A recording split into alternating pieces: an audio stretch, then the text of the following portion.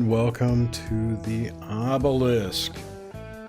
We are flying solo tonight. Our guest apparently joined another show that he thought was ours. So he'll be here. Well, not totally. That's what he said. He said, I thought I was on the show. I'm on a show. I thought this was the show. Whatever. He'll be here in a bit. So we're going to chit-chat. We're going to chit-chat. We're going to shoot that shit. And right out of the gate, my stallion is hot. And what I'm going to talk about is the love of a dog.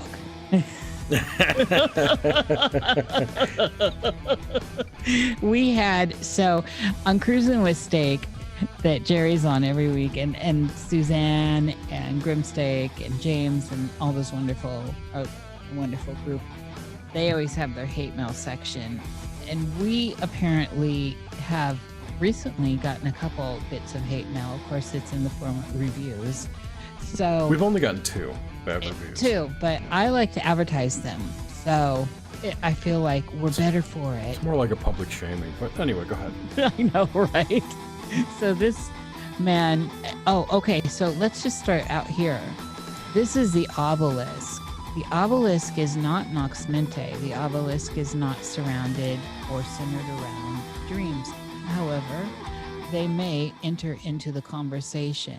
Nor Jerry or I are doctors or medical professionals, so take everything we say as you do with toilet paper and flush it down once you look and see what happened. So with that said, we got this crazy hate mail or review, actually, this guy was going off the handle, and I posted it so people have already seen it and responded. That was just a comment on Facebook. That wasn't even a review. Okay. I'm not on Facebook, so I had to see it via Jerry. I'm not on Facebook either. It's unbelievable. It was just hot triggered. And I'm assuming it was towards me because I'm the one. Jerry doesn't have dogs. I do. However, we have had guests that have had dogs that yap, and then there are dogs outside sometimes. We get some ambient barking. And so I just couldn't. We need some pussy meowing the kitty camp. Oh yeah, there we go, Daddy. and so this was crazy. I mean, absolutely. Just if we were on the street in these current times, this person would be spitting on us, and we'd have to have a mask to protect ourselves from that vitriol. And so it was, even though I'm anti-mask. Yeah, right. But in this case, I mean, he was so livid and triggered by the dogs that he ad hominems, the whole thing.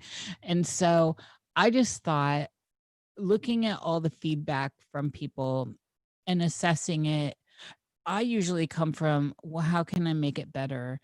And I would want to find a way to address that situation. I'm always trying to up our game in some way. And the animals here live with me. I do not have a sound studio, so things happen.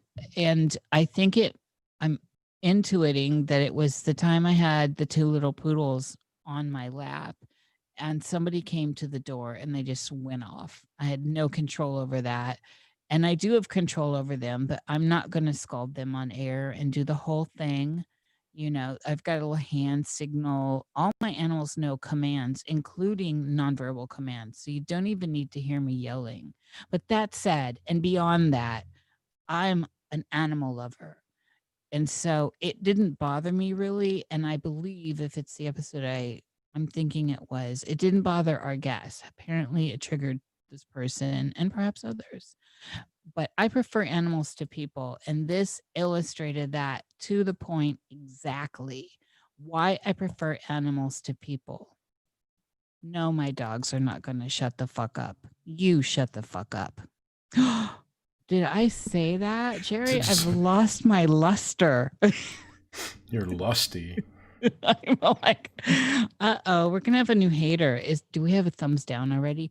We have a thumbs down almost immediately every time too. Do we got one already? Do we? I'm not even signed into Google. No, so no thumbs down. Oh, I'm surprised. Usually it's right at the beginning. Someone just sees we go live and they thumbs down us. So I'm sure it could have been a victim of Igor's long ago that knows I'm doing this. It's Igor's past coming back. It's a skeleton. So I thought it was funny, and there was some great commentary in the feedback, some very thoughtful commentary, and then some wonderful, I can't recall who it was who posted a picture of his dog Vinny, whom looked fantastic. I love the name Vinny, but it was like a don't fuck with me breed, and it was all in good fun. And I sincerely do hope that person finds a way to process finds a way to process that kind of energy, because there's definitely another way to convey a message. Yeah, dude, masturbate or something. Yeah, that was just nasty. It was complete nastiness from the get-go to the end, as everyone saw. And so I didn't even find it necessary it didn't do anything for my compassionate bone. And everyone who knows me knows I'm a compassionate person. However, so that was funny, Jerry. I did find that funny.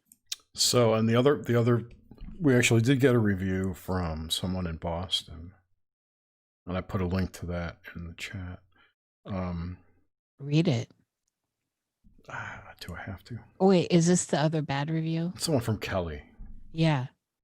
She said, I came for the interview with Rachel Pollack. Excellent, in parentheses, and thought this was going to be a great podcast about dreams. The very next episode I listened to with David Whitehead devolved into a long ramble of various conspiracy theories around government plots, vaccines, and COVID-19. And I did not have the stomach to listen all the way through. Gads. There were undertones of, or at a minimum, complete cluelessness around their language and their own white supremacy and their mischaracterization around the BLM movement. One of the hosts incorrectly represents the principles of traditional Chinese medicine to justify her opinion about the evils of vaccination. Oh my goodness. Yikes. Not what I was expecting after a thoughtful and engaging discussion with Rachel Pollack. I give it 5 stars for that interview, but 1 for that episode I just listened to. I might go back and listen to earlier episodes if the interviews are actually about dreams. Otherwise, I guess this is not the podcast for me. Sayonara. And this is why now we have that new little disclaimer that I keep putting forward. Nox Mente is about dreams. The David Whitehead was an obelisk. There is a reason why the logo, the name, everything is different. And the white supremacy part is my favorite, Jer. Yeah, mine too. It's like, I'm surprised she didn't call us racists and homophobes. And she stopped short of that. Oh, wait, we're assuming she's a she. Yeah, true. Right. We're making an assumption here. That person. Yeah, the whole idea, this pisses me off with this notion that if you don't see eye to eye with BLM, you're a racist or a white supremacist. Right. And it's just not true. It's not true. But she knows nothing about our heritage to talk about white supremacy. Nothing. I know. I'm And Middle it's Eastern. funny. Exactly. Oh my goodness. You've got Ashkenazi or whatever. That's What right. is I'm it? part Jew. Yes, you're part Jew, you're part Middle, you got Middle Eastern in you got Italian. My That's right. God. I'm a Dago. That's right. And I've got a brown Indian mother. I mean, what do we have to do? Just start putting our credentials up? At some point, it's probably going to be like that. Here is your genetic information, and so it's utter bullshit. And it illustrates where we are, and how we find ourselves in these waters that are utterly crazy. And speaking of white, Kenosha. Wisconsin. Kenosha is on fire. So when I was growing up, Kenosha, all of Wisconsin was basically crack. It's German, and I mean, it was so white, and it over the years, it's not like it was.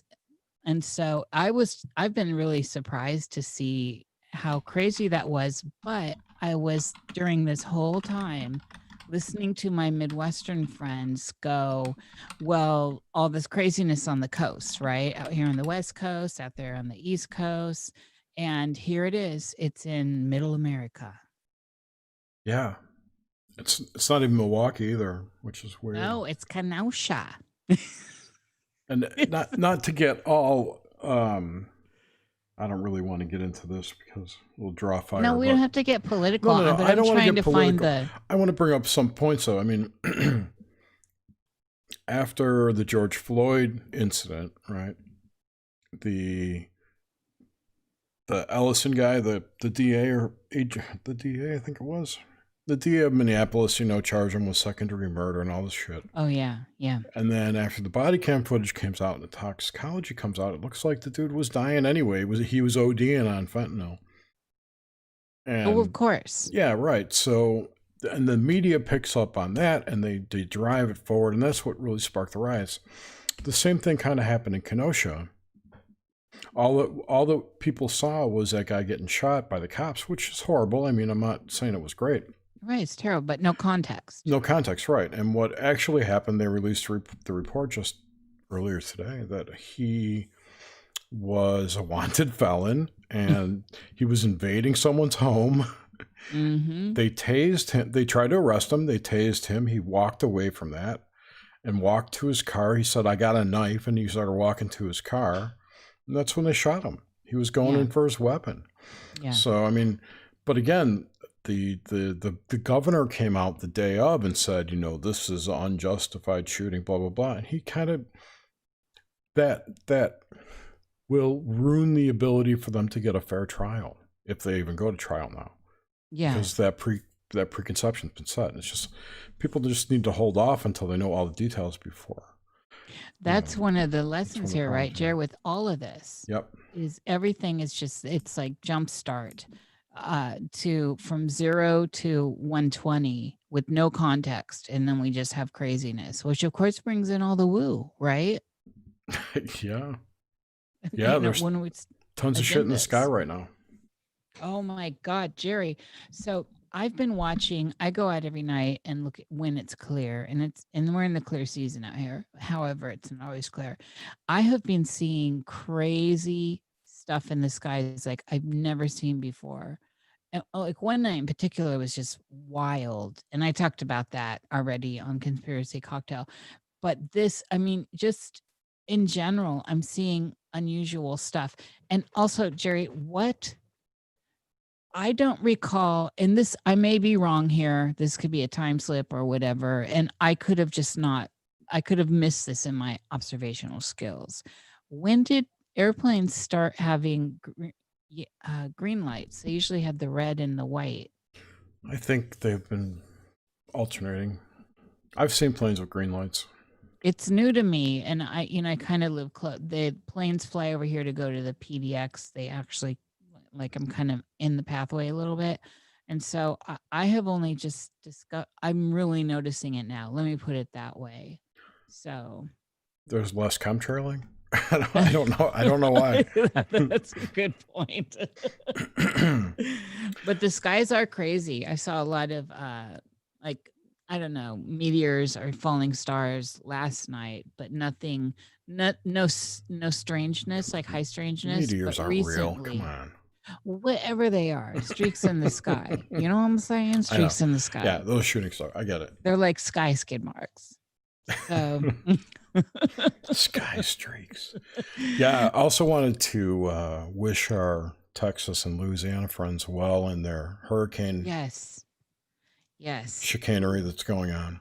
yes, absolutely. I Craig can't. Williams, all those people out I there. can't wait for the nut jobs to come out of the woodwork going, oh, it's Harp. Harp was steering that hurricane. Well, for me, Jerry, that's on the table. Not necessarily that it's hard, but that it's engineered. I don't think it's engineered. They've been Well, tracking it for weeks. I'm not throwing that off the table. I'm not getting in the game. I don't have Yeah, not. I I'm not don't throwing know. any money on it, but I'm just still looking at how crazy it is, and it seems unusual. What's crazy, it's going to be 145-mile-an-hour winds. The news reports came out today and said that the storm surge would be, quote unquote, unsurvivable. I saw that. That's unbelievable. It's lots of uns here tonight. Un. Now we need an We need Felix Unger. Yeah, right. That's what we need. Pass the Ducci, baby. So what? Oh Jesus, that thought just left me. It's Sorry. so like a bad experience. We were talking about lights in the sky, and I was going to kind of roll that into is the increased stress on consciousness from all the COVID bullshit and the riots and everything. Is that going to start driving the woo up more, or the weather? Well, I mean, could the woo be up more than it is already? Of course. I suppose it can always go further, but everything is so unusual across the globe that I don't know. This is part of the silver lining for me is that people are well, I don't know. You had the interaction tonight with your papa. So well, he's just he but might be still, I mean, he might be listening. So hi, Dad. Hi, Papa. But I'm just saying with the absurd stuff that's going on, and if you're normalizing the fact that this stuff's absurd, then that's absurd. It's a sad thing because this is not normal, and none of this should be actually normalized. Now, fear and all that for raising hormonal content and all that, yeah.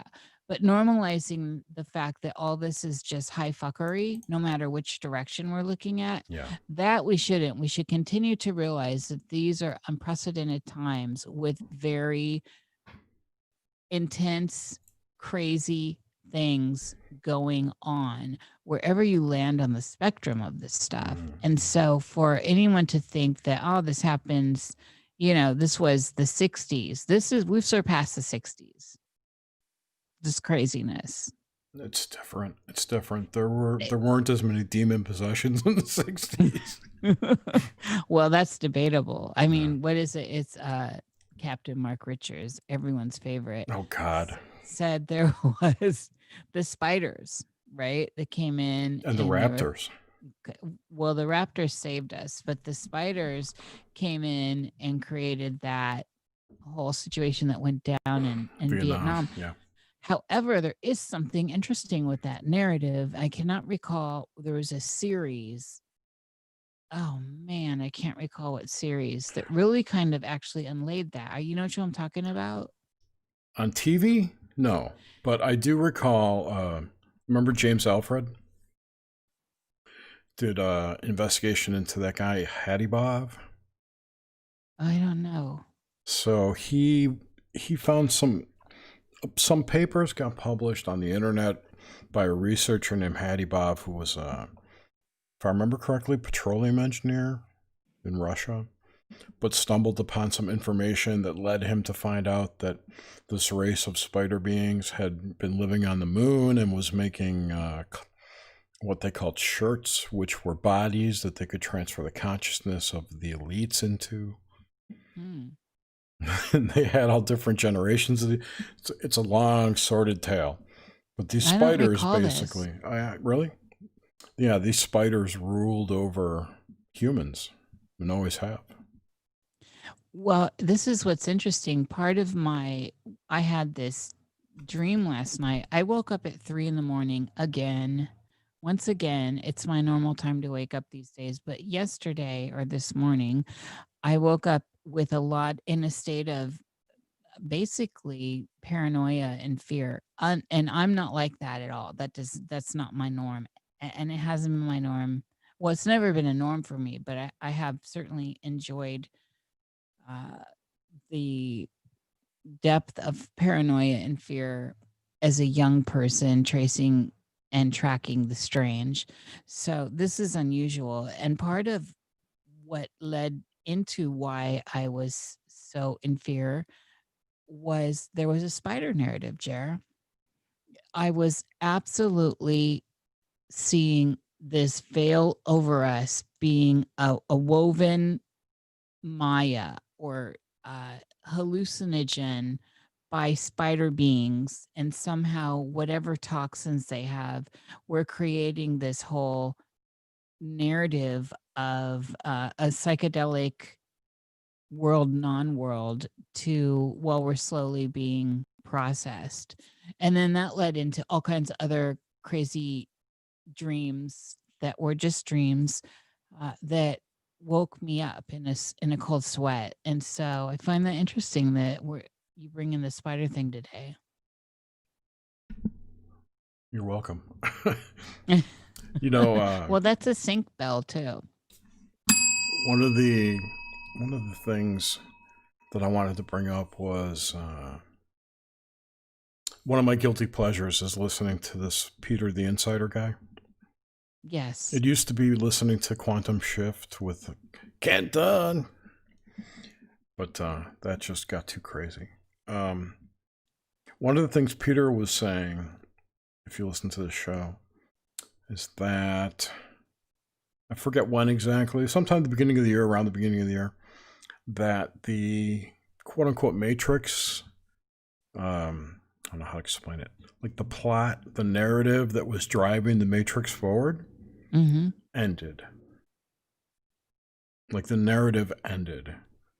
Does he have a timeline on that? Because a lot of us agree that there was a kind of a like things kind of stopped being real in the 90s.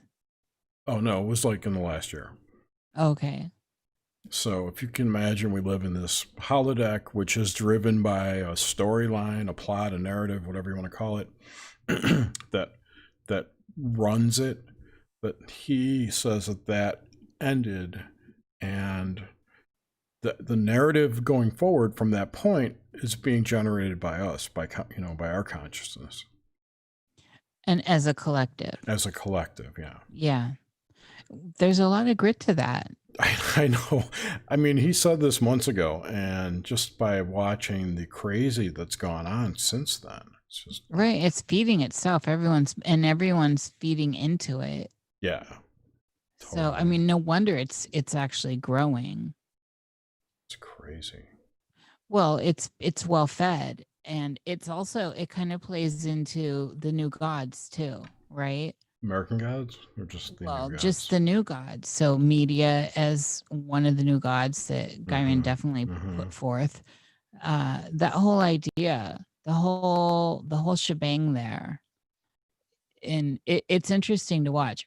I've been so busy lately that I haven't had enough woo time to catch up on some of this stuff, which I love, you know this, let alone shows that may be popping up I might be interested in. I'm so thrilled to finally be watching the last season, the last Westworld season of Westworld that aired. I don't know if it finishes there or what, but I did that last night too. I wonder if that tied into my fear. I got in 2 shows, in 2 episodes. Oh, it's totally different. Nothing happens in the first 2 episodes. Yeah, well, it's just setting it up, but it's amazing. It comes on.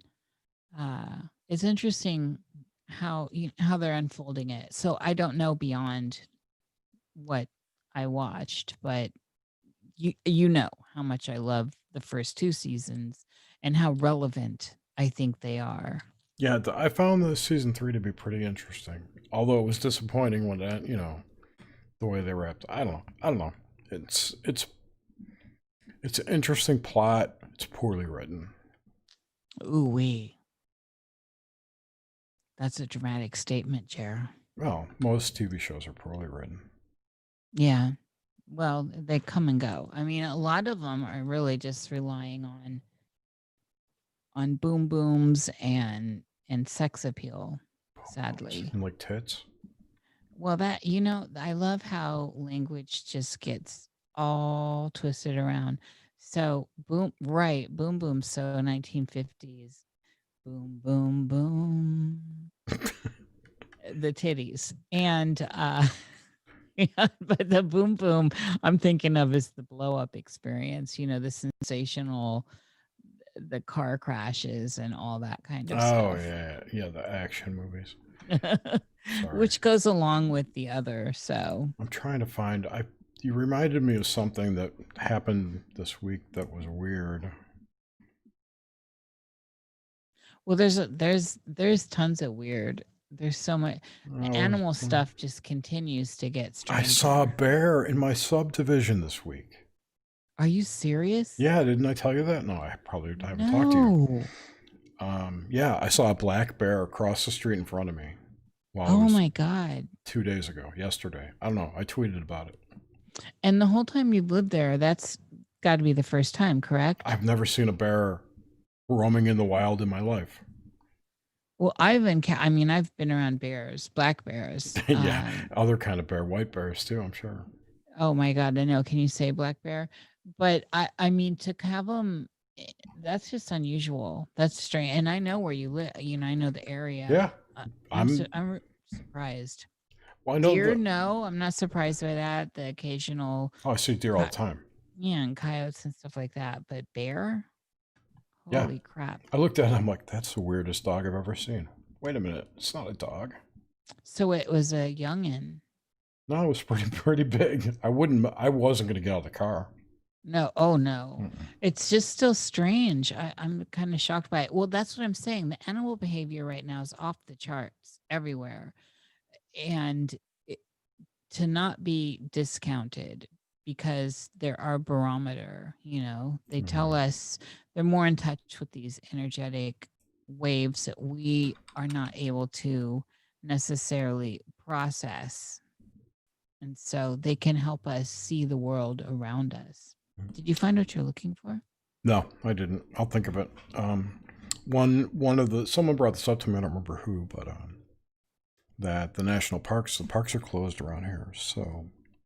Oh, really? I heard Atlanta's a mess. I haven't been in Atlanta in 5 years, but the parks are closed, so the bear, and there's a big bear population like up in Blue Ridge around that area. These animals aren't seeing the amount of garbage in the parks from the tourists is down, right? And if these things feed off garbage or people handing them food or leaving food out for them, that's not happening. So yeah, of course they're going to come out looking for it. Yeah, it's interesting. It is interesting. This was one of the things I noticed. I don't live in Portland, you know this, but I see the drama on TV or in videos and all that, and it sounds like Portland's on fire, right? It looks like Portland is just on fire. It pretty much does for 90 days or whatever. The thing for people to remember is it's localized in a very small region downtown. Right, with a small number of people, agitators. Yeah, it looks so big on screen and everything. And so that's one of the things where I keep trying to remind people that perspective is a big deal here with the way this stuff is being presented to the outer world and blown up. Now, granted, there are these people in Portland, especially in the last many years, there's a lot of activity here, really since the, what was the Wall Street sit-in, Jerry? What one was that? Occupy Wall Street. Occupy Wall Street. Really, that sparked like this big wave. And Portland has certainly housed all that. in a way that allows for that kind of expression. And so it's not unheard of here by any means, but it's just not like you can't. I haven't encountered it. That's what I want to say. And I've been in Portland a few times. So It's only at night. Yeah, it's only at night, but it's also localized in the small area Right, downtown. right. And people who aren't familiar with Portland, there's a lot of downtown is an interesting place. My school was down there in what's called the Pearl District, which had a lot of the homeless people. They're trying to gentrify it and all this, but it was still the area where all the homeless people are, and there the food banks and the shelters and all that. So it's always a little sketchy. It wasn't like a glamorous downtown in any way until they were working on bringing that back. So it had a nice edgy feel to it for people that like the edgy feel, and I kind of dug it. So I'm not surprised that that's where all this is focusing. So when I look at, for example, other places, that's my lens now. How big is this really? How big is this really? Right, and how much is it being amplified on social media and by the news? And just as an aside, or not an aside, but just to back that up, Kenosha, look at Kenosha. Kenosha's population's around 100,000 people versus Portland, which is about 650.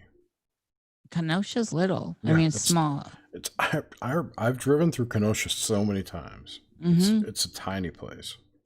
Yeah. Well, this is, Steve brought up a good, Grimsteak brought up a good point. A lot of people are bringing up this good point.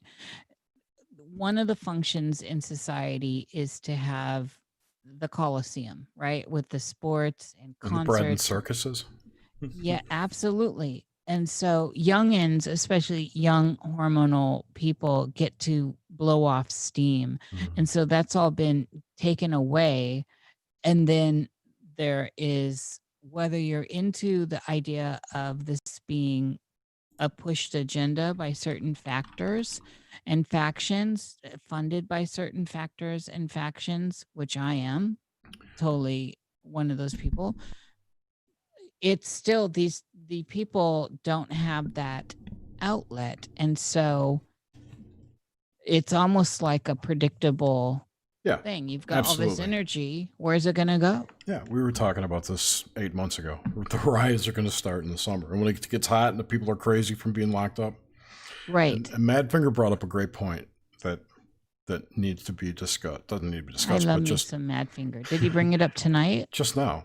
That a lot of the agitator types in Kenosha and Portland are from out of town, or from out of state. Yeah, they're shipped in. The Soros, all that Soros stuff. Yeah. That's what I'm saying. I am on that board. Well, Madfinger and I have a thing. We have a thing. Plandemonium. He said it was plandemonium. I love that. Nobody knows, but Madfinger and I are actually married in real life, but we keep it on the down low. I just outed us. I'm totally jelly. Totes jelly. Oh, you want Madfinger too? In public? All of you. I want threesome. Oh, Jerry. Ooh, you're a switch hitter now. Oh my God, there he is. Jerry, I'm here. Sorry, I'm so late. Dude, my background. No, I already don't like this. Okay, so the thing is, I was just on another show that has two co-hosts, and both co-hosts were messaging me. So I got your show confused with them because they changed time. So I actually had two shows at the same time. So I did 45 minutes, and I cut off, but I thought it was the same show, and so I'm a freaking idiot, dude. I apologize. No, it's cool. What? So just FYI, since we didn't get to do pre-show, this is audio only, so we don't care about your green screen. Cool. Okay, cool. And we're just chit-chatting. It's an obelisk, so it just goes where it goes. Well, I love it, guys. I got a lot to say about a lot of bull crap, but I really appreciate it. I didn't. What I'm saying is, I really apologize. I didn't want to be disrespectful. I honestly thought I was on the show, and then when I got your email, I'm like, oh shit, these are two different freaking shows. So what was the other show? The other show is called, and they sent me a Zoom. It's called Idiocalypse, and I just didn't know the name. I didn't look I at love their the name. Yeah, and so I didn't realize. And you had sent email. I was both going through emails, and Idiocalypse. I've been talking to there's two co-hosts. I've been talking to one on Instagram and one on email. So that's why I thought it was the same show. So I'm what's Instagram? Oh, come on, Jerry. Jerry. So you haven't seen our show. You don't know all the in jokes yet. You have to, Jerry, No, yeah, and we're the on dry obelisk.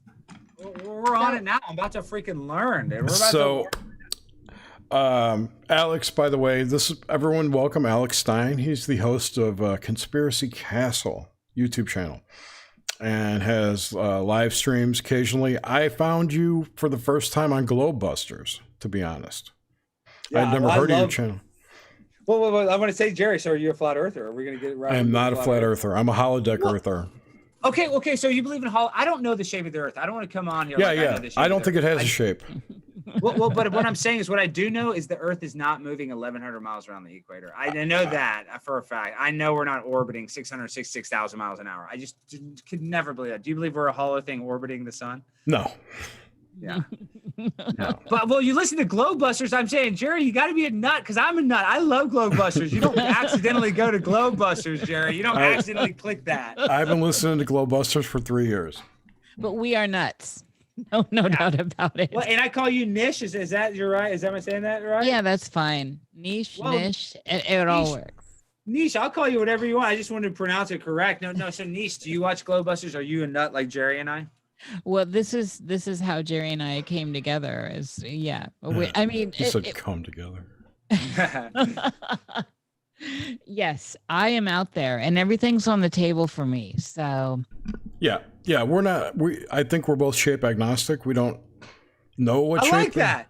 Shape agnostic. I like that. But before we get into arguing about the shape, we're not arguing because I know it's friendly. But this is what pisses me off the most about the globe model or whatever is when you look at all the satanic symbolism. They tell you we're orbiting the sun 66,600 miles an hour. They tell you the Earth is at a 23.4 degrees, which is 6.66. Yeah. Yes, and then I'm just saying, why do we get all these occultic numbers? And then when you look into that, forget the Earth, forget that, but you look at Freemasonry and you look at these Illuminati, Luciferian devils. They can't speak in English, so they have to speak in codes to each other. So when you start seeing these symbols, Jerry, are you into the symbology and the gematria of these Luciferian devils, or are you not into that? It's gematria, by the way, but gematria. Sorry.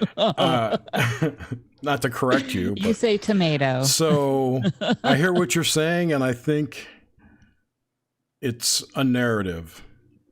Mm-hmm. You know, what you're repeating is just a narrative. It's an overlay, a story that goes along with what's happening. To me, the gematria, the numbers, numerology, all of that represents a certain type of energy. For instance, and this is my opinion, look at how many 33s are in the news lately.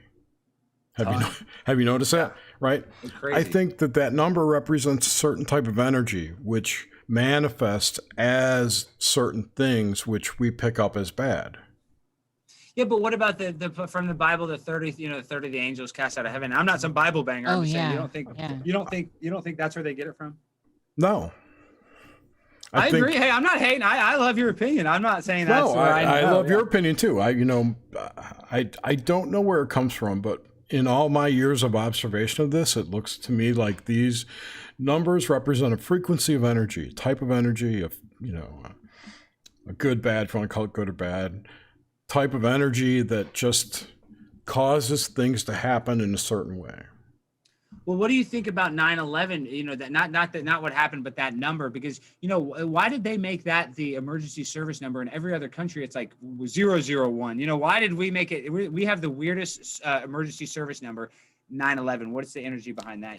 Well, 9/11 in numerology, you've got 9 and 11, two things. You've got the completion and new beginning, right? Which 10, if you look at like the tree of life in Kabbalah, right? You've got 9, which is the completion of from 1 to 9, and then there's 11, which is a new beginning. 10, however, is death. So That's 9/11. the end of life. What I'm saying. So 10 in that is considered like death. Basically. Death, I mean, the end, you know, whatever. It's the abyss. It's nothing. So what is 11? The next level, like heaven, the afterlife? It's a new beginning. Okay, so you're like, it's like going back to 1 in a way. Correct. So by 9/11 to me represents skipping death. It's like cheating, getting around it. I believe so. I mean, I think 9/11 was the biggest occultic symbol, biggest occultic ritual there ever was, when they turned 2 towers that had irreparable asbestos into 1. I just don't believe that was an accident. No, Oh yeah, it was a not an giant. accident. It was a multi-dimensional occultic ritual. This was deep.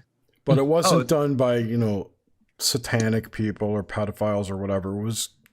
It was done by whoever benefited the most, really. Well, Larry Silverstein, who got $4.7 billion. There you go. Wait, so Jerry, no, I already like you, Jerry. I like you, but so you don't believe in like the Luciferian depiction in the media that everything's run by the devil? You don't believe that to be true? Like, No. I mean, I have no problem with Luciferians. Yeah, but Luciferians, but what do you think when they see Hillary's email and it says they're going to sacrifice a chicken to Moloch? What do you think? That's just a cute I think they're a bunch of sick fuckers. Well, what do you think, Alex? Well, yeah, what do you think? I don't know. Okay, this is what I'm going to say. Hillary Clinton has emails talking about Moloch. They mentioned Baphomet. There's all these weird things. So whether you and I believe it's real, I believe they do think it's real. And I do think that they have some sort of transhumanism.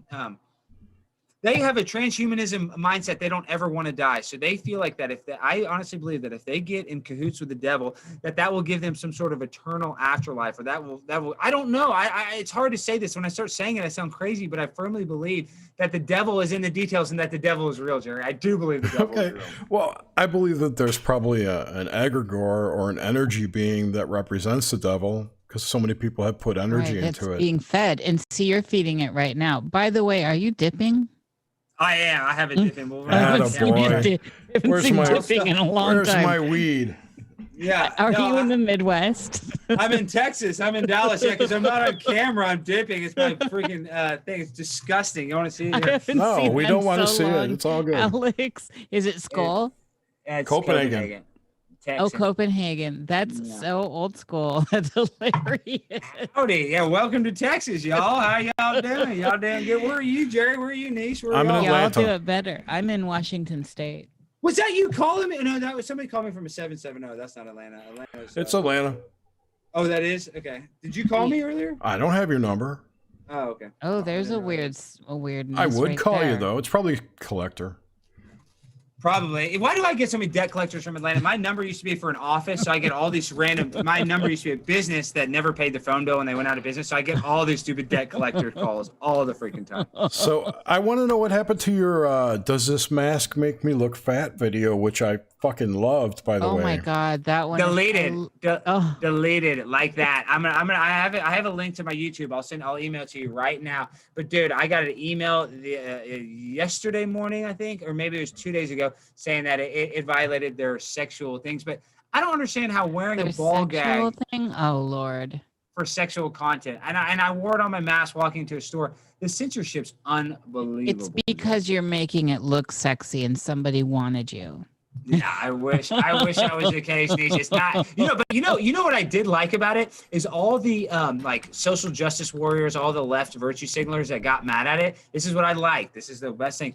They'd be hating on it. They'd be like, "What a stupid idiot!" But you look hot. Like I'm not saying that I'm hot, but they'd be like, you're such a dumbass. But I wouldn't mind if you wear that ball gag into my store. And I'd be like, what the fuck? I thought you hated me. And then there's multiple comments like, you can wear it. Oh, you're allowed to, just really sexual innuendos. Why they were making fun of me, which is kind of weird. Of course, I had a totally confusing boner watching that. So. Yeah. Well, I like the idea of mixing this whole fetish thing up too. You with dip. And the ball. I just want to, for people who have no idea what we're talking about right now, Alex put out a video last week where he had a ball gag in his mouth, and the video title was called "Does this mask make me look fat?" And he went into a 7-Eleven with this ball gag as his mask, which was hilarious. And you had done a prior video where you had like a like A Lone superhero. Ranger mask on. Yeah, Lone Ranger. That was And my that one I went love viral, that Jerry. one. Yeah. That one, Niish, that one went viral on Facebook. And one thing, it has 3 million views. Another one has like 1.5 million. But of course, I only got, I got a lot of thousands of views, but I didn't get millions of views. These other people got them. But guys, isn't that sad that we're at this state of entertainment where this is so funny because we are so starved for any sort of real interaction that a dumbass like me wearing a stupid mask to a store is a rallying cry, because y'all aren't the only ones. People love it. People send me messages. Now I don't want to wear a mask. Like, it just sucks that I am the Paul Revere. I'm the one, I'm not Paul Revere. I'm just saying, why is it so eye-opening, one person wearing a stupid mask into a store? Well, such a big Alex, social issue. it's the way in which you do it with that smile and the process you're doing it. There's something, so it's not aggressive, Right. it's non-threatening, and your smile and if people could see you, there's just something really friendly about you and fun, and you're attractive. And so it just makes it more accessible for people to laugh at and enjoy on that end, I think. Well, Niish, we got to talk about this. You just pumped me up. So I'm not new to truth. I'm not new to truth, but I'm really new to broadcasting, my show, getting this going on. And I just announced it on Monday on Jaren's show. You guys obviously know who Jaren is. I'm running for some sort of political office. I don't know what it is. It might be comptroller. It might be but I'm going to be the first my campaign is going to be 9/11 truth, moon landing truth. I'm probably going to not be able to talk about the flat earth, and then I'm also going to talk about criminal justice reform, because I don't believe black people that are charged with the same crime as a white person should do 70% more time. So that's my goal. And I want to be, but my whole point about this is like, I want to try to change the consciousness of the whole world. And I don't know any other way, just being in this truth movement a little bit of time, I don't know any other way we can get everybody thinking consciously if we don't have somebody in power that is woke. The good kind There's of a lot woke. there. The good kind of woke, not the bad kind. Well, of course, not the social justice virtue, but I'm saying, and you don't have to be woke, but guys, Jerry Niish, it's so clear that 9/11 was an inside job. It's so freaking clear, and you don't have one politician talking about it. They spent more money investigating Monica Lewinsky giving Bill Clinton a BJ in the Oval Office than they did on the 9/11 Commission report. That's all you need to know. That shows you what they really wanted to know. Didn't Robert Mueller head up the 9/11 Commission? Was it Mueller? Was he the FBI? It might have been him, but I know that it changed hands so many times because the commission, the 9/11 Commission report, there was people on the board that left. So I just know it was like a musical chairs, because nobody wanted. But they thought the cards were going to fall, and they didn't want to be the ones to take the blame with spaghetti on their face. I think one of my domain names, we could put up a 9/11 site, and I have this domain name called maximumfuckery.com. We could just point it right at that 9/11 site. Yeah. But 9/11 to me, that woke me up. I remember when I watched Loose Change, and I probably watched it in 2015. Yeah. Well, but see, like Niish, I had been kind of awake to it, but I watched it, and man, I spent thousands of hours almost. Can phones work on the plane that high? This and that, all the minute details, Yes. I was like really in a rabbit hole, like it almost consumed my life. And then I realized it's really me consuming myself with the truth of it. I know it's fake. What I need to consume myself with is getting the word out and telling people, because my dad, I woke him up to it, but you realize how hard it is to wake people up to this truth, because you're shattering the current illusions they're living in. Well, here we are in this situation where, this time last year, no one would have thought that any of this would have played out on a global scale. And so if you're not looking and questioning now with the overlords and how all this stuff is going down and being run, I feel like there's no hope for you, for people that are just allowing these narratives to wash over them and accept them. The mask wearing is a big thing, No, I believe. See, you don't believe in the devil. I believe that's an occultic initiation into the New World Order. It is. I'm not going to argue that it is not that, but I'm more concerned about the number of people who just comply blindly. And well, Jerry, you're about energy. It steals our energy when they cover our mouth like that. All that stuff's totally true. I agree, but I'm more concerned about the number of people who just jumped in line and said, "Okay, I'm wearing a mask," and then chastise everyone else who isn't wearing one. Well, that was their plan. They want to turn each other into police, because when the new social credit system comes in and all this defund the police stuff, that's done on purpose in order. They want to destabilize the police everywhere, defund it, so then they can make us do a contact tracing app on our phone. Then they can use the Chinese facial recognition cameras. And what's going to happen in the future is we're not going to go to court. They're going to have your life so dialed in. They're going to be able to lock you down in your house, because they'll make it where you can't travel. They'll make it where you can't drive in your car. So I believe that this mask is like you said, it's about the compliance. They want to see how quick and easy it is to trick somebody into falling in line. And I just want to This say is all in play right now. That's all what they want to happen, but I don't think it's going to go over too well. See, I agree with you, Jerry. I think we're dealing with the retarded version of these people's. George Bush is the retarded version of his grandfather, Prescott Bush, who was a social engineer. He's the autistic version. These guys aren't as smart as their dads. These people have been dumbed down just as much as the rest of the public. Exactly. Idiocracy was a documentary.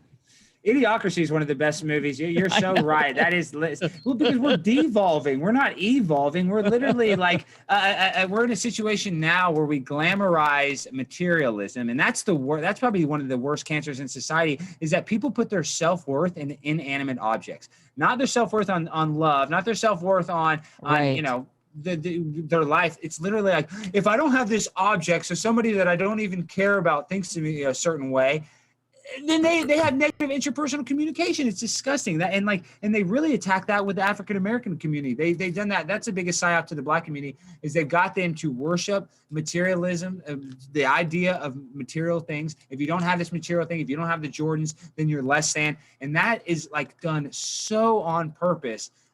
It's disgusting. It just scares me. I hate that. The rat race, the money system, they try to take away our lives. They want us to be in a debt race to buy shit that we don't need to impress people that don't care about us. People imprison themselves. So, I mean, look at all you've got to have this phone this year. Yeah. And none of these people are forced to buy Jordans. I mean, it's all by choice. They're Yeah, it's all over. I think it's it's everyone. And so, yes, you can see by demographic what's getting pushed where. However, I look around and I can spot it everywhere. So it's just different demographics. I saw Jerry shake his head when I said that I saw this. This is what I'm saying. So what about Freemasonry? Do you believe in Freemasonry? Do I believe in it? I believe it's a thing. I know that, but I'm saying you don't believe that they are like the idea. So you don't think the 33rd degree, you don't believe in the Illuminati or anything like that, Jerry? No. Belief versus understanding what it is are completely different things. I don't believe that there's some evil organization out there called the Illuminati that's fucking things up. What is the Illuminati to you, Alex? Yeah. What is it? This is what I believe. I believe that the Illuminati was started, the Bavarian Illuminati was started in 1776, the same year as the United States of America. Yes. And that I believe this Adam Weishaupt guy, he created it. And our founding fathers, you can see Thomas Jefferson actually wrote a letter talking about how much he respected Adam Weishaupt. And it started off with a movement that what they called the perfectionablist. That's hard to say, the perfection. So these people wanted to perfect man. And basically it got where, it went to the underground. And so when they rebrought it to the United States, they created the skull and bones at all these Ivy League schools.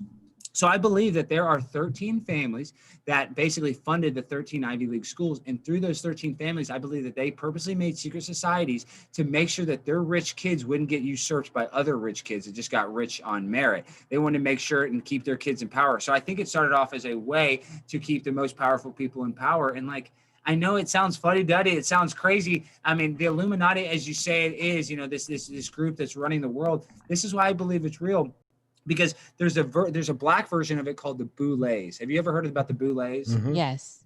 Yeah. So the Boulets can't be in the Illuminati because supposedly black people can't be in it. So when I look at these black people like Shaquille O'Neal and these guys that Shaquille O'Neal's a Freemason, just these random black people that aren't even, I don't even believe they know what they're a part of. Why do they have to get these big black celebrities? Why did Jay-Z, why was he called Rockefeller Records when he didn't have any money, when he was supposedly a drug dealer out of Brooklyn? Yet he gets signed to Rockefeller Records? I just don't believe that's an accident. And when you look at the Rockefeller family, I believe they're so powerful, they purposely built those towers to take them down. We can agree on that. So if they're planning on stuff like that, then why don't you think that they're planning other social engineering psyops on us? Oh, I didn't say that I didn't think they weren't planning. I don't think there's an Illuminati group that meets every year, other than Bilderberg, to what are they doing? to plan out doing? shit. There are groups like there's CFR, the CFR, the Trilateral Commission, the Council for National Policy. All these types of group do plan social engineering stuff. Rockefeller Institute is one of them. The whole lockstep thing from 2010. You know about that, right? Yeah, of course. Yeah, and that we're going through it now. Right, exactly. All this at Tavistock. I mean, this. But that's all social engineering, and the magical. I don't think there's much magic involved. There's consciousness manipulation, through different public events and things. But I don't think it's like, the devil doing it. It's well, what people. do you think about what? Okay, so let's get off the devil for a second. You just said Tavistock. I love Tavistock. What do you think about the Beatles? And do you believe that they were a manufactured band? Yeah, I mean, do you think Paul is Paul? Do you think that he's really Billy Shears? What do you think about that? I find it interesting. I defer to people who've done more research on it, like Mike Williams. Have you follow Mike Williams? Oh, of course. That's where that's where I know everything from. Yeah. So Mike's done a lot of great research on that, and it's very compelling. But it's it's one of these things that we will never know the answer on. That's true. You know what we will know the answer on? We do know that Elvis Presley married Priscilla Presley when she was 14, or got in a relationship with her, and then Priscilla Presley supposedly lived with Elvis's Weren't they mom. cousins? Yeah, well, was it? Is that true? I didn't know if they were cousins. Yeah, I think that came out as well. Like, yeah. Yeah, well, that just shows you. I'm just saying, nobody even talks about the king of rock and roll was a pedophile, dude. And that's true. That's truth we know. And I love Elvis. I love his music. You guys, this is so funny. This idea, though. I remember being a Lolita as a teenager, and my first boyfriend was quite a lot older. He was in his how much older? Niish, we're gonna slow this down. You were Lolita. About how old were you? I was at that, I think when I first started, I had a fake ID and I lied about my age, and I was like 15 or 16. And you're dating what, like a 20-year-old, 25-year-old? About how big? No, he was, I think, 28. Oh, and wow. I wanted him, and I was going to have him, and I got him, and I had him for 8 years. So, well, but you were that was Lolita consensual, and I went into it, and I deceived him on my age, first of all, but I was just mad about him. I was going to have it, and so I think we can't. I think that for me, everything's case by case. When I think pedophiles, though, I tend to go down younger. So like in the teens, because all of our hormones are going, and it gets very gray area there, especially when you look at cases like mine. So, but when we're certainly younger than 15, it's definitely, and I'm not saying that that 28-year-olds should be having relationships with 15-year-olds. I'm not saying that. I'm just saying I initiated that. I wanted it and I got it. And so, but definitely when I think pedophile, I'm definitely thinking of the younger kids. For sure. Yeah, like prepubescent. I see what you mean. Yeah. I mean, at 16, I guess you could say, because in a lot of states, that's the actual age of consent. So, but when it comes to pedophilia, what actually really strikes a chord with me is Michael Jackson. I don't believe he molested Wade Robinson or James Safechuck. Did you guys ever see that Leaving Neverland, that documentary? I have not, but yeah, nor have I. I know the evidence against Michael Jackson was sketchy. It was all circumstantial. It was all substantial, and Wade Robinson, the main guy in the documentary, actually testified on Michael Jackson's behalf. That was the main character witness that got him off on one of his cases, and he was vetted by Michael Jackson's top attorneys in the world. Those attorneys would not put him on the stand without cross-examining him first. So there's no way you're going to be able to lie to the top state prosecutor in California. Their official story is that they were able to lie to everybody, the prosecutor, their whole family, and then as soon as he died, they felt guilt, and that's when they came out with it. Was Dershowitz involved in that? I'm sure. I don't know that for a fact, but I mean, Johnny Cochran was Michael Jackson's attorney. Right. Yeah, that's what I'm saying. I'm sure Johnny Cochran used some sort of legal jujitsu with freaking, and we know that Dershowitz is one of the biggest creeps in the world. He's saying that America can give us forced vaccines and that he was on Epstein's plane. Right. Yeah. I know, he's a creepy fucker. Shady. So shady there. Let's cover some topics here in an organized manner, if you don't mind. Oh, no problem. Not to be a dick. No, I want to. Like I said, I heard of you first. I heard you on Glowbusters about a couple months ago or a month ago, and I'm like, oh, this guy's awesome. And I found your channel. I've been watching some of your stuff. What drew you to Flat Earth, and how'd you get in with Jaren? Well, I hate the flat earth, even though I'm a flat earther, even though I just hate it because I wear it like a scarlet letter, because it's easier to talk about satanic ritual abuse with somebody than it is to talk about the shape of the earth. So that's where it's sick. And the fact is, all these people want to tell you they know exactly, what they're on. And you ask them, well, then how big is the earth around the equator? Nobody's ever going to tell you 25,000 miles, not unless they've looked into it for themselves. So for me, when I came into the shape of the earth, it was a process of not wanting to believe it, dude. There was a full year where I listened to Glowbusters. I listened to it and I'm like, no way, it's impossible. There's no way that the lie could go on that big.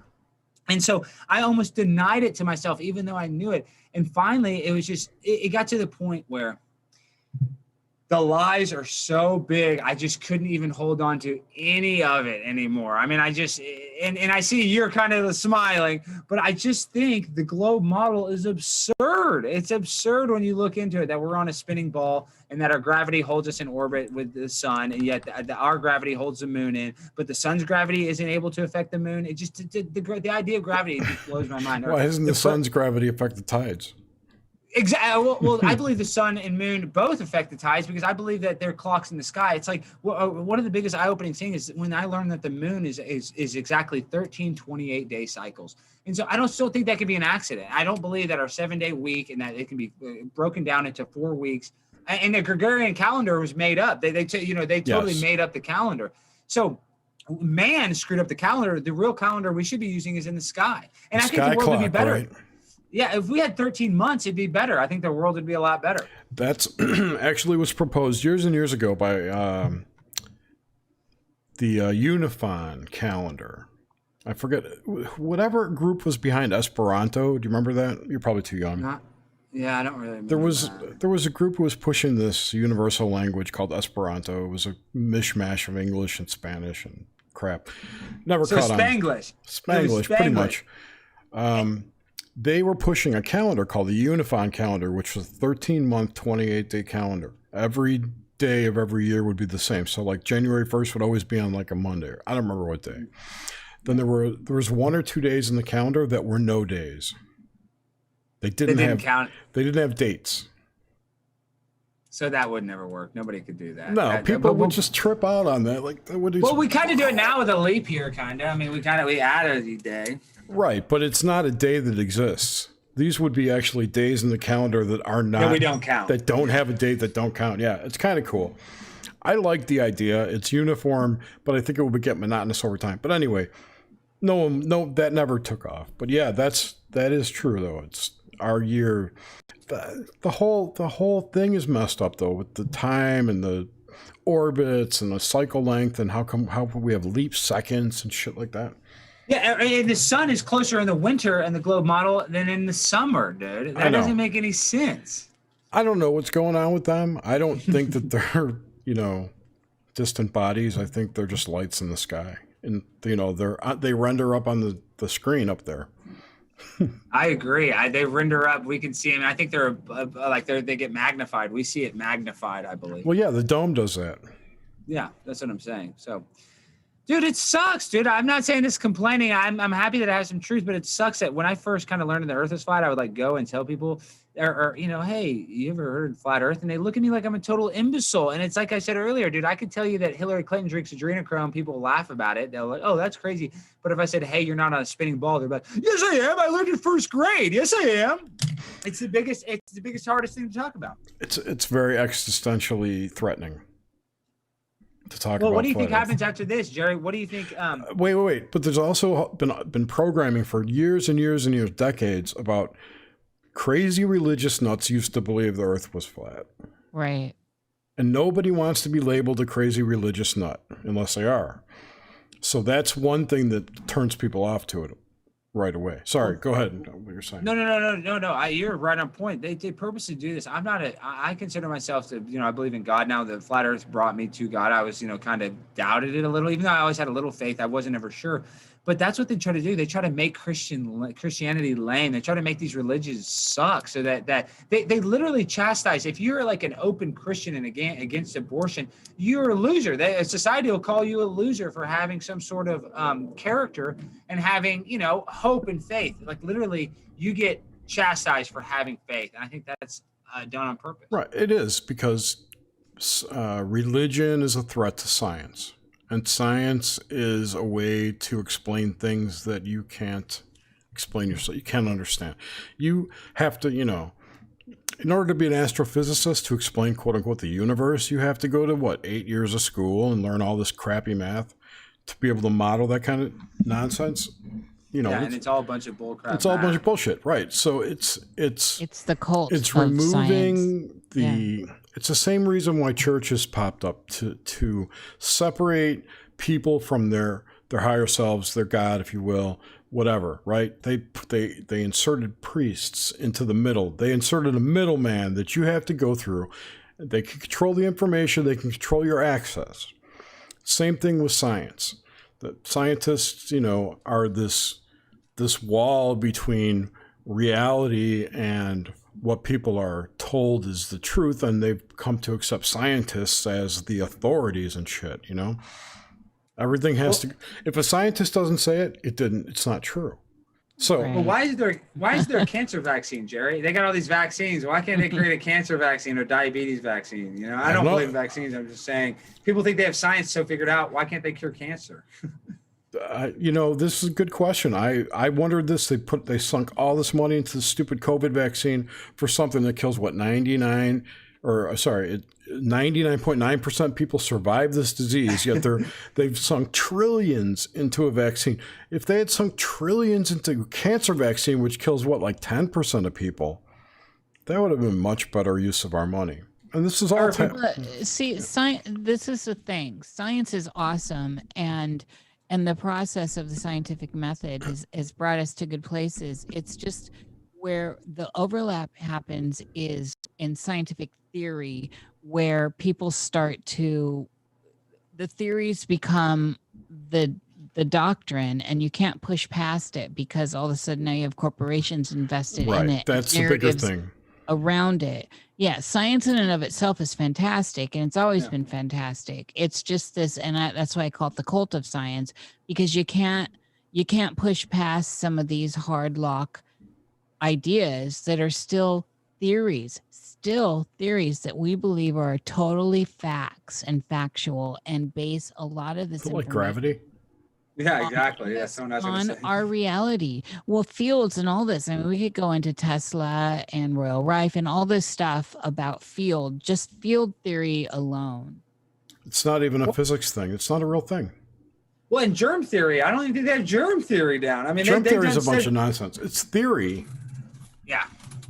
Well, people just think you're going to walk by somebody and just inhale their virus. It doesn't work like that. But they want to scare us. They want to make you scared of the invisible germs. But I think the biggest psyop is what's going on, guys, is what they're doing to the children, Jerry. Making these kids not go to school, making these single parents, and they either got to quit their job or raise their kid. I think they almost really want this COVID to try to usher in these kids to live in a constant state of low vibration, to live in that trauma-based mind control mindset so they're easily controlled. That's probably, I don't think that's the main point. Generally, what I found to be true is that things happen and then all the groups with agendas piggyback onto it to push their agenda. It's never just one thing. They're opportunists. Exactly. So yes, that is absolutely one aspect of it. But there's also the people doing it because they're just going along with the quote unquote guidelines, but they don't realize the long-term damage it's going to cause because they can't visualize what will happen because there's no longer critical thinking being taught, and we've got a generation of morons basically running things. It's crazy. It's the fight or flight mindset. When you're in fight or flight, you can only think about it 6 inches in front of your head because you're trying to survive, And so they have us in survival mode instead of prosperous mode. Instead of thinking in the future, we're only thinking about what's going to happen. We're worried about our light bill instead of our life bill. Instead of our life, we're worried about just getting to Monday or getting to Tuesday. It's terrible. So just getting back to my science point, at one time in our history, science and spirituality or magic or whatever you want to call it were one thing. There was I agree. there was natural sciences, and at some point they got split off, and the other one was demonized, such as alchemy, which reminds me, next week we're going to have Phoenix Aurelius on the show, so everyone be sure to tune in and talk about alchemy. Alchemy, magic, spirituality, all separated out, and science became this new truth. And of course had the middlemen to control access, control knowledge, and to control the narrative. Well, you look at Jeffrey Epstein, he was so dialed in with all these scientists, like, He's a eugenicist. Well, of course, I didn't realize that when I was woke to this. I was like, why would these? Well, even though I was woke before Jeffrey Epstein, but I didn't realize, why would this guy need to have the power of all these scientists? Because the scientists run the world. The scientism is a religion in itself, so they get so much power by having those people in control. Yes. And that somebody brought up the Neuralink in chat, Dr. Strangelove. Thank you. I read this week that Elon was going to demonstrate the Neuralink this week. I read that too. Can you believe that? I mean, what kind of bullcrap? That's the vanilla sky. They want that. They want to be able to plug our consciousness into a computer. They want that for sure. What do you think, Niish? What do you think? What do you think? I'm out there big time with all my theories, Alex. I'm all over, and I lean way on the woo side. I'm way further into the woo than Jer, and so I'm woo as it gets. I don't know if you can touch my woo. Maybe not. Probably not. I can already tell you guys. I love it. Go ahead, though. I'm interested to hear what you think. Oh, I don't know. You're our guest here. But I wonder. So the vanilla sky thing is a good thing to bring up. And also, if we could piggyback a whole bunch of ideas onto that, including, say, the modern version of Westworld. All this stuff ties into where we are and what creates this reality we're all experiencing, and how it's breaking down individually for us. And where are the boundaries here? Because now we're looking at real tech that's not even in the realm of conspiracy anymore, that's out there being used. So, we're looking at deep fakes as a real thing now. It's out there. Big organizations are buying into it. There are even apps on the phone. Holographic stuff. Dio's been touring for like 4 years. And dead rock stars are touring, and there's you can go into Tupac, before COVID, right? And before COVID, you could go into places like Disney and Epcot and big, centers, and be greeted by holographic greeters. And then if you say space that out with the idea of social distancing, the bum on the corner could be a hologram in this projected reality that we're all experiencing, and everything that you're experiencing digitally could actually be manufactured in a digital reality, way deeper than vanilla sky. They call that astral projection, and I believe that the CIA just came out and said the astral projection exists. Have you heard that? Are you talking about the Gateway Protocol? I do it. I think that's. I'm not sure if it's called the Gateway Protocol, Jerry, but I just saw that they had some sort of declassified document, and that could be a leak. That could be controlled. That's the Gateway Protocol.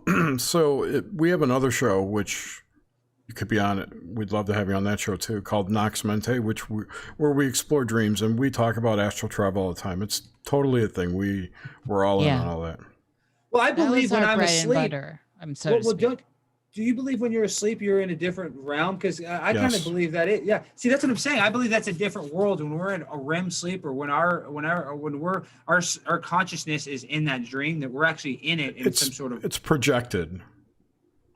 So explain it to me better, Jerry. This is my opinion. I believe that when you go to sleep, your consciousness projects into other dimensions or other contexts of reality, however you want to think about it. Other timelines, other dimensions, other universes or realms or whatever. It's some other construct. It's not this one. And astral travel is you projecting your consciousness out into this current construct versus dreaming where you can leave to other points. Go ahead. Sorry. I've done about every drug there is, Jerry. I went to LSU in Baton Rouge, Louisiana. I drank. I did coke. I tried everything. I've been a wild child. I don't drink or do any of that now. But listen. What you're dipping. I know. Well, it's terrible. It doesn't count. It doesn't count. That doesn't I'm count. just kidding.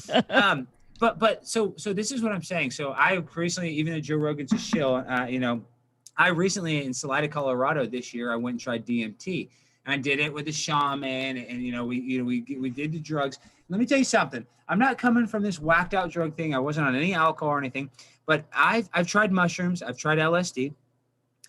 When I was on DMT, and they say it releases the same chemicals as when you're dreaming.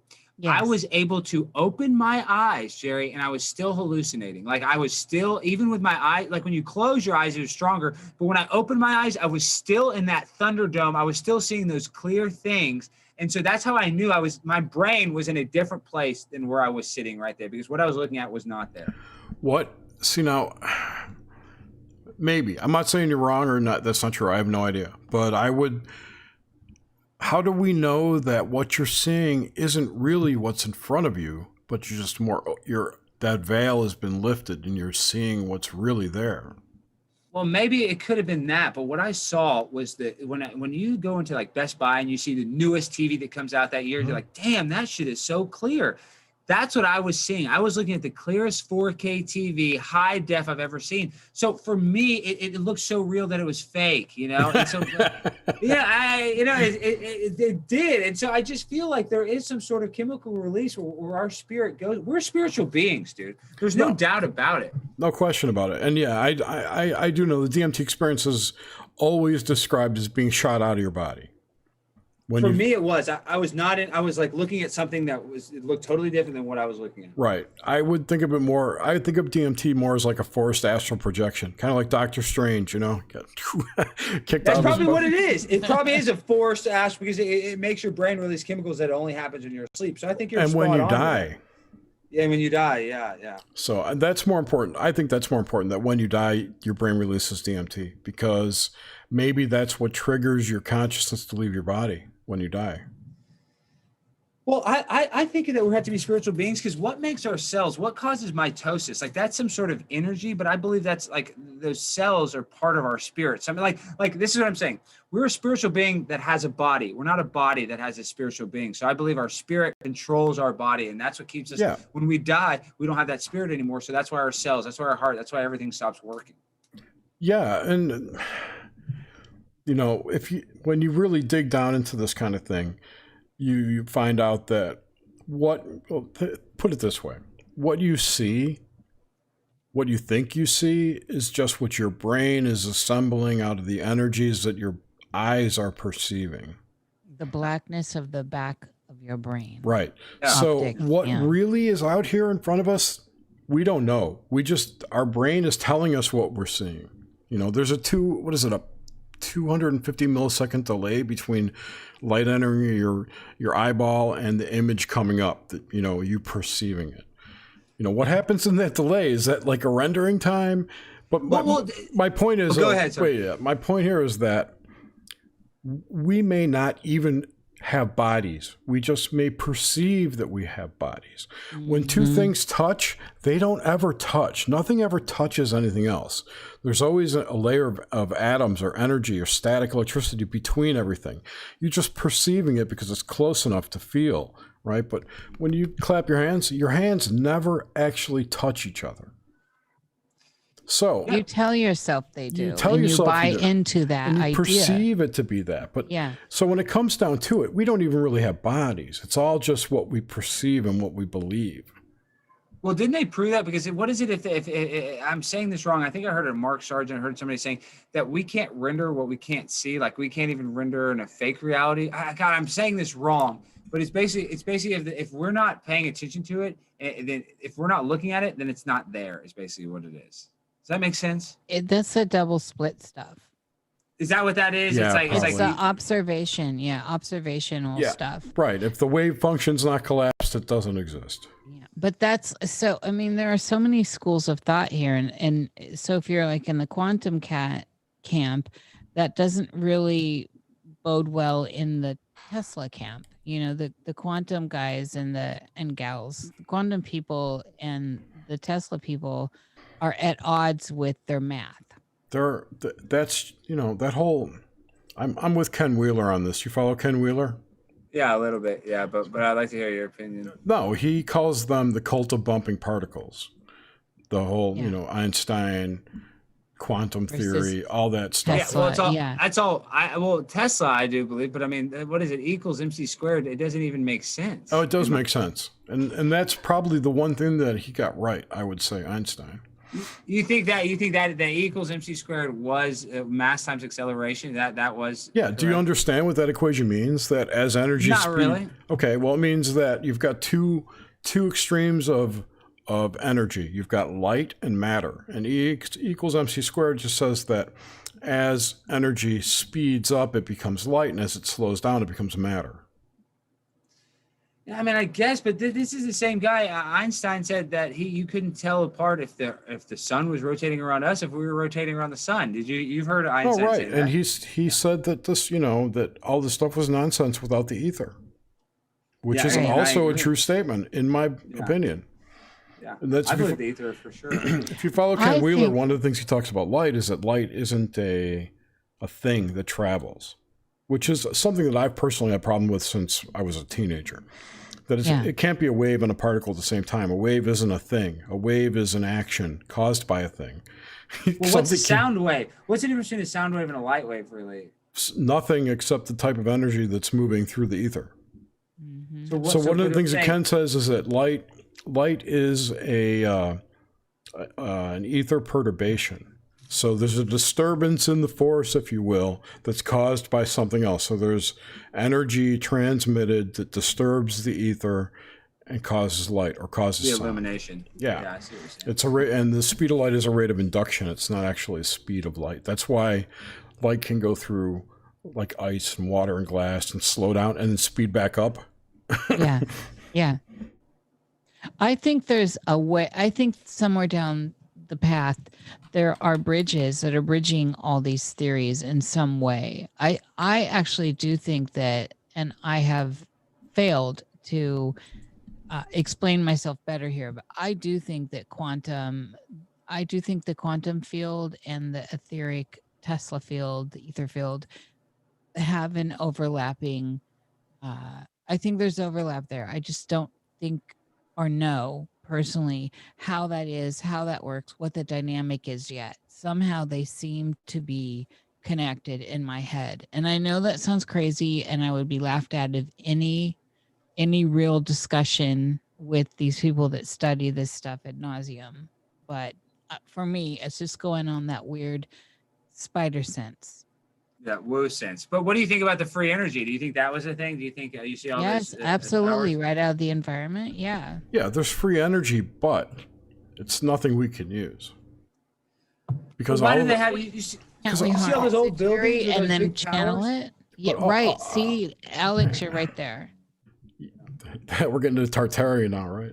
Yeah, we are a little Tartarian, a little bit. I just Where's Flavor Town when we need him? yeah. We have a friend on another show who's all about Tartaria and orphan trains. You'd love him. I'm feeling a mud flood take me. Well, I mean, I just believe our history is false. Like, I believe that we had, we look at these old buildings and they built those without power tools and without all the stuff that we can't even rebuild it today. Like the pyramids. I mean, come on, dude. What the fuck? We couldn't even rebuild the pyramids today. And then when you look at Stonehenge, you see Stonehenge was fake. I believe Stonehenge was bullcrap. Have you guys seen the pictures of them building Stonehenge? No. Well, okay, there's pictures. You can see it. And they said that it was just them refurbishing it. Yet they have huge cranes. They're putting, you got to look. So you guys have ever looked into Stonehenge? It's Yes, not. of course. I mean, but yeah, I trying to mean, figure out what you're specifically talking about here. What I'm saying is Stonehenge is fake. I don't believe that to be real. I believe like the Tartarian, I believe Stonehenge is fake, but I believe that the pyramids and all these old buildings are real. Like those were built with real technology that we don't have today, or some sort of hidden technology that they're hiding from us. yeah, that's what I think's going on. That there's tech that's not released. But what I was There's trying there. to point out was that even if we did find free energy, it's not going to be in a way that we can consume with our modern day electronics. Yeah, you're probably right. And if you look back at Tesla, like I heard this from Eric Dollard, I think brought it up, that the whole Wardenclyffe experiment with Tesla, with the free energy transmission, yeah, totally works, right? But it's DC energy. for one, and for two, what Eric Dollard said, which I found really interesting. He said the amount What's of wrong with DC? What's wrong with DC energy? You say hardly that it's so anything bad? we have in our houses run AC. Everything runs on AC. Your Well, portable that was stuff. because Edison is the one that did alternating currents, and that No, was a scam. Tesla invented it.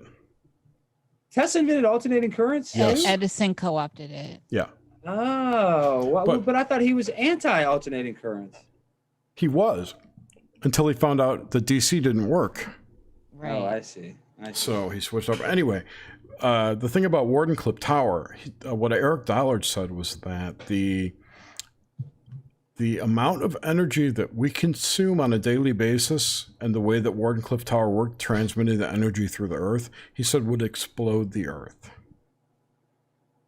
Yeah, but they also say nuclear bombs could blow up the Earth. I don't believe the nukes are real.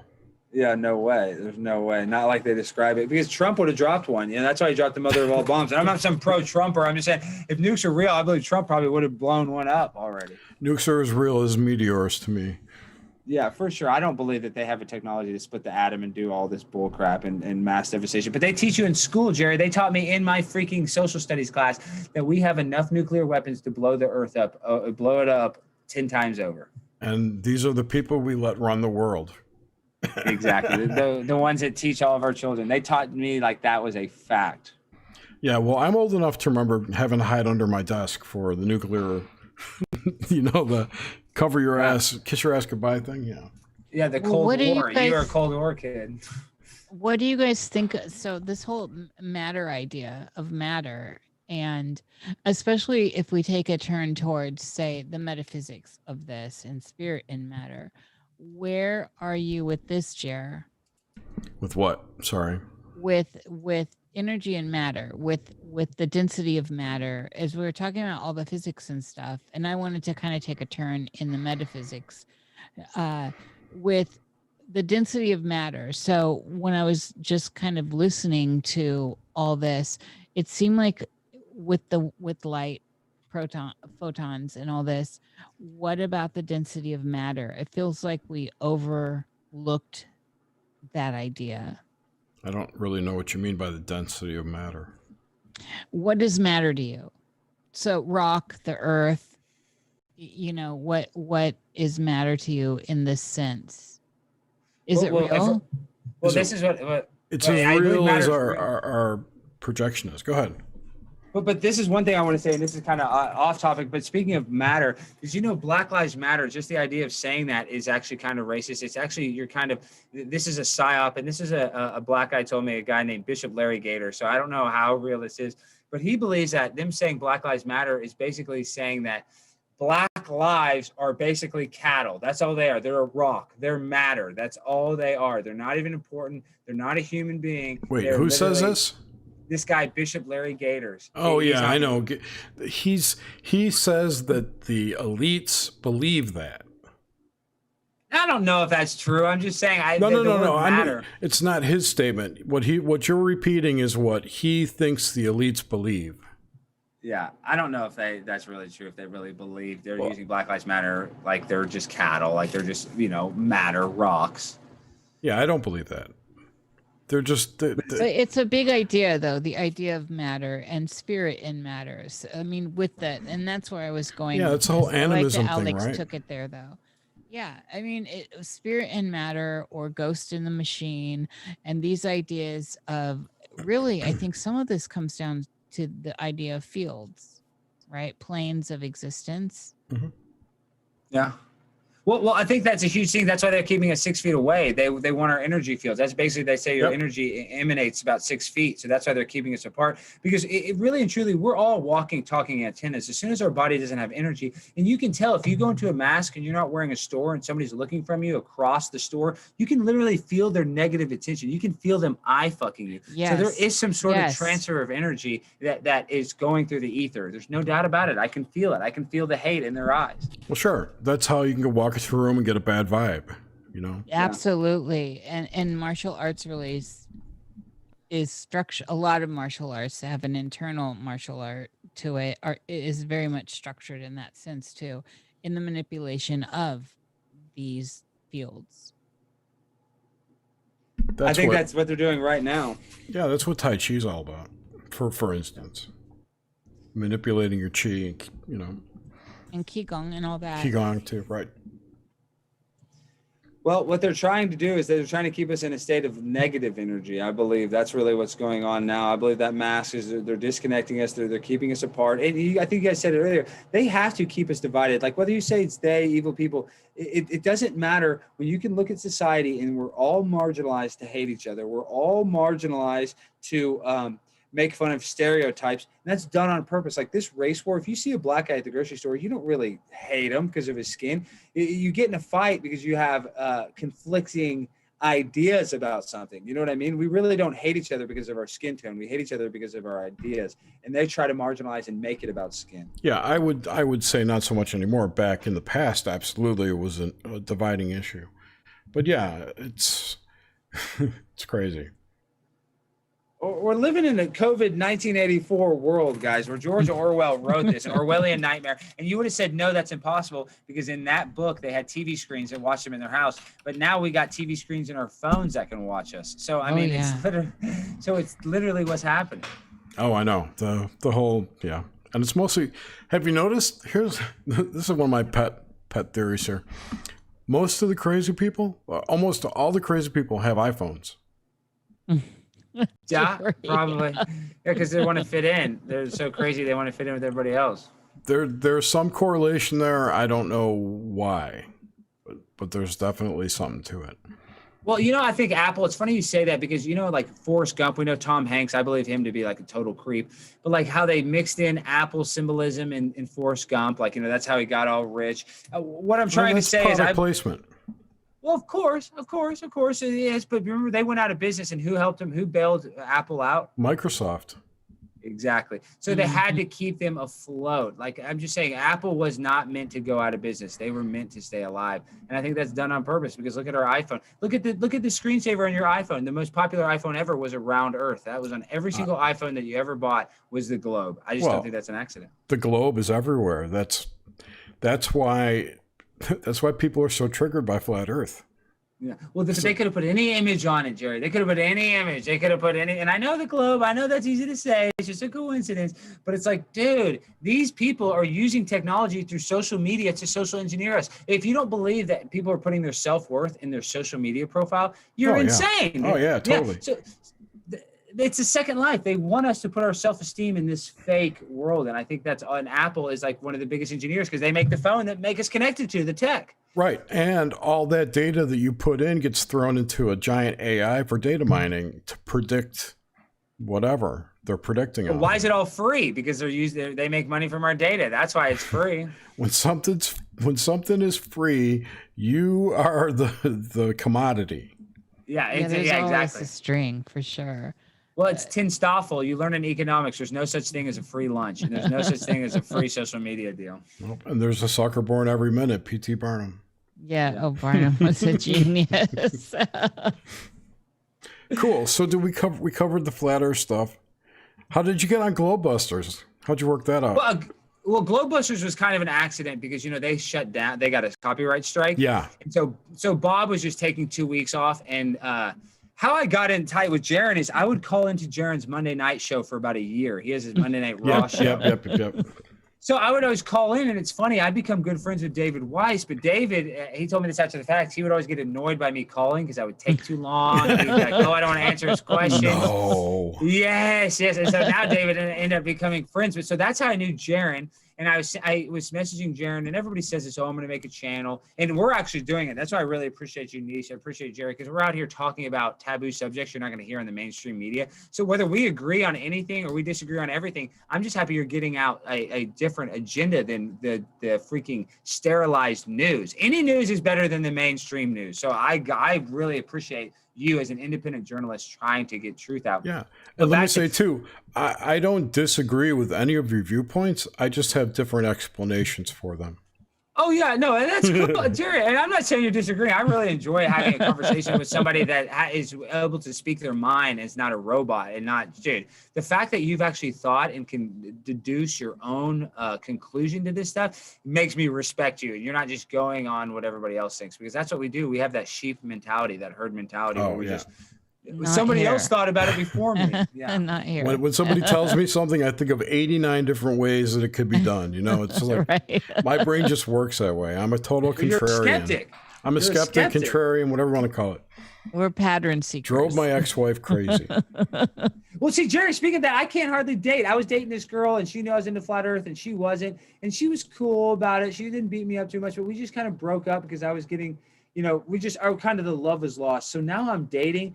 Jerry, it is so freaking hard to date as a truther because every single thing is a lie, from like, you know, the clouds to the moon landing to 9/11. And you wouldn't think that this stuff comes up, but it does, dude. And as soon as, even me as a handsome young man, as soon as you start saying that Israel caused 9/11, no girl is going to think that's sexy. They're going to think you're automatically unsexy, dude. You could be Johnny Depp walking in the room, and as soon as you say the earth is flat, this girl's going to go, what a loser. You have to ease them into it. This is why I stopped dating like 5 years ago. It's just too hard. I'm about to stop, Jerry. I'm about to just focus on myself for probably the next 6 months, not even go on a date. Because I feel like Jerry Seinfeld now. I'm going on bad dates. It's like a sitcom. Yeah, I'm just looking, maybe taking a yearly sabbatical to Amsterdam or something. Yeah, you definitely get off there. You won't need a girlfriend. Exactly. Well, see, that shows you too, Jerry. Why is prostitution illegal? I like right. Selling is free and fucking is free. Why isn't selling fucking free? I'm saying, dude, honestly, I believe in like, I think that's part of the movement too, is they're over sexualizing children, this and that. But if you're an adult and you want to get paid to have sex, every single woman does it with her husband. They're getting paid to be married to. I mean, women have been doing that, and it's not just women. Men should be able to be prostitutes too. We're equal opportunity prostitutes. Right. It's just they're holdover puritanical laws. That's all. Yeah, Let's see how pure. But it's also a form of income for cities. The whole Vice Squad thing, you know, and the you got to look at how it's factored into people making money off of it too that aren't just illegal, i.e., law enforcement. Yeah, but look at Amsterdam. Amsterdam has all the people are tested. There's no diseases there. It's regulated. If that was like that in the United States, I think that would bring down a lot of the sexual crimes, all the rapes, all that stuff. And I'm not saying to everybody go into prostitution, but some of these people need an outlet, and they should be able to pay somebody $100, whatever, and they should have sex. We should be able to, as adults, agree. I agree. I don't think there's anything wrong with prostitution whatsoever.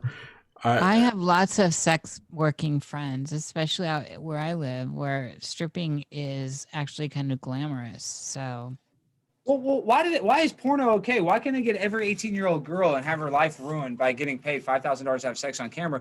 But if there's no camera involved, you can't do it. That law doesn't make sense at all. If there's a camera there, you can have sex for money. But if there's no camera, you can't. That's where I'm like, what? And her life isn't the only thing that gets ruined. Yeah, everything gets ruined. We're going off the rails. But it's hard not to talk about pornography and sex because we're so sexualized as a culture, Jerry. You know, it's like it's honor. But right, like I'm saying, is I'm desexualizing myself. I'm gonna go like, I want to take a little sabbatical. I'm not gonna be I'm gonna stop putting the pussy on the pedestal for a little bit. Excuse my language, Niish. What's your sign? I'm a Libra. I'm October 8th. Okay. Well, what does that mean? Does that explain my dating life? Because I believe in astrology. You know, and you look at the astrological map is a round circle with the stars rotating around us. So anybody that's into astrology and doesn't believe in it, it's like even your model is it spinning around us. But I digress. Well, do you know the other aspects? What's your rising and your moon and all that? No, I should freaking look it up because I'm trying to get. If you drop your birthday into chat. Yeah, here, let me do it. It can be done real. I have professional software here, but me too. I'm not. Okay, I want to do it. 1008. You want my social security number too? No. I'm just kidding. I'm fucking kidding. Let's line this up. I'm kidding. I want to be lined up. Yeah, what software do you have, Jerry? What software do you have? Open Astro. Oh, okay, yeah, on Linux. Because I want to start getting more into astrology because I do believe there's no way that when we're born that the energy that the earth is giving out doesn't affect us. You know what I mean? So I believe the sun, moon, and stars. Do you have your place and your time? Because Dallas, Texas. Wait. Okay, here we go. Hold on, let me text your my year and all that. Are you getting your mom on your phone? That's hilarious. Yeah, I'm texting my mom right now because she was just texting me. What time Alex Stein. Were you born in Dallas? Yeah. Let's see. We're about to find out. Hopefully she'll respond fast. Hopefully she's not asleep. It's 9:46. But I think I was born in the afternoon because my dad had left. I think I went there that night, and she didn't have me all night, and it took a while because she had to get a C-section. So I believe, if I'm right, I was born in the afternoon. But she's about to tell me. Oh, so you just passed that magical Masonic number of 33. Please leave your message. Yeah, my mom's her phone's off. She's probably already in bed.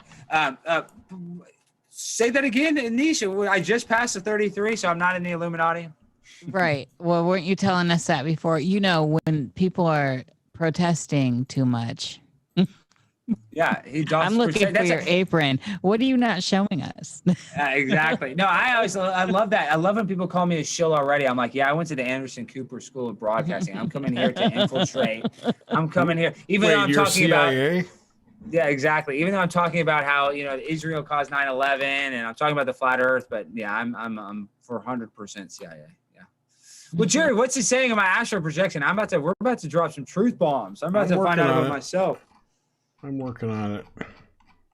Niish, tell me about does your astrological, does it all match with how you feel like you are in real life? Like, does it correlate? All right, sorry. So what was your birthday?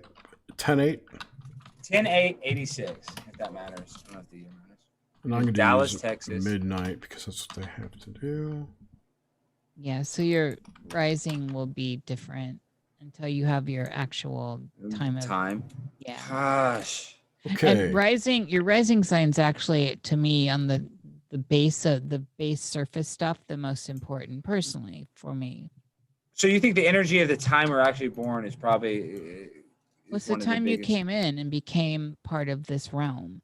And yeah, I believe it's important. I'm just trying to get pinpoint of why. There's this chart. So is Gemini ascending? And that's Cancer. So. See, what does that mean, guys? You guys have to explain it to me. I'm looking at this and I couldn't even explain it to you at all. Dark Moon Lilith in the 12th house. Let's see. So I'm AS. It's really glitchy over here. Yeah. So what we're looking at here is just I can put this on screen for everybody. So and let's see. Sun is Libra. Do that. This is awesome. We're getting this dialed in. I really appreciate it, Niish. I really appreciate it, Jerry. This is cool. You know what? That 8th house Aquarius is interesting to me because you are there's something, even though you don't have anything apparently in that house, according to this, without having your rising sign, which will only change it a little. But there's something very Neptunian about you anyway. And then your Mars is in Cap. North node's up there in Aries. Your 12th house is, I don't like this housing system. Is this Placidius? No, this is open astro. No, I'm talking about the type of chart you just ran. Is this Placidius? Oh, tropical. I see it down here. Okay. Yeah, it's tropical. Tropical Placidius. What kind do you want? I'm just looking. I'm just observing. Pretty sure I can change it. Well, what do you think about people that are clairvoyant? Do you believe that exists? Do you think there are people that are able to be clairvoyant? Oh, I 100% believe in the clairs. Yeah. Okay. Don't you, Alex? Well, I believe, yeah. I mean, psychic honestly, bodies and all that. The only thing we're not really pulled up to is the whole alien thing. Well, I don't believe in aliens, but I do believe people can be clairvoyant. But I don't believe somebody can make magic. Like I don't think somebody can look at matter and make it move. That's one thing, So like you guys believe that? Yeah, telekinesis. I don't believe in telekinesis. I've never seen it done, but I've read accounts about it, so I don't know. I have too. I've read about it too happening. People supposedly somebody bent a fork. I mean. So why, Alex? So you'll pull up to all this other stuff, but telekinesis, you've just got a hard line no. Well, maybe they could do it. I don't understand how I can give energy to something, but how can I actually manipulate it? Like maybe it is. I say stuff of what I think. I don't really have the proof or to debunk it, to say it's not happening. I just don't know if people can move stuff. I think that's like a trick that a lot of the magicians use, was being able to move stuff with their minds. And that was one of the easiest to fake because you can use fishing wire like that. Like that's what a lot of the clairvoyant people would do, back then Oh yeah, the spiritualists from charlatans. the yeah. Yeah, the charlatans. Yeah, and that was one of the telekinesis was one of the easiest pranks they could do. They would make something float on a string, and people would Yeah, be in and the a meeting. ectoplasm. That was the spiritualist movement, which is so juicy in the last turn of the century. Loved it. When Houdini was out debunking, trying to, get those answers about his Momo and yeah. Houdini was the best. I loved Houdini. He went and he debunked all those freaking charlatans. That's what made him so cool. Because wasn't he so mad that people would say they were communicating with people's loved ones and that he wanted to talk? Is that what it was? He wanted to talk with his mom? Yeah, his mom died. Yeah. And he went through. He went to as many spiritualists and seance people that psychics that he could find to talk to his mom, and that his crusade to talk to his mother turned into a giant skeptic tour and table flipping extravaganza.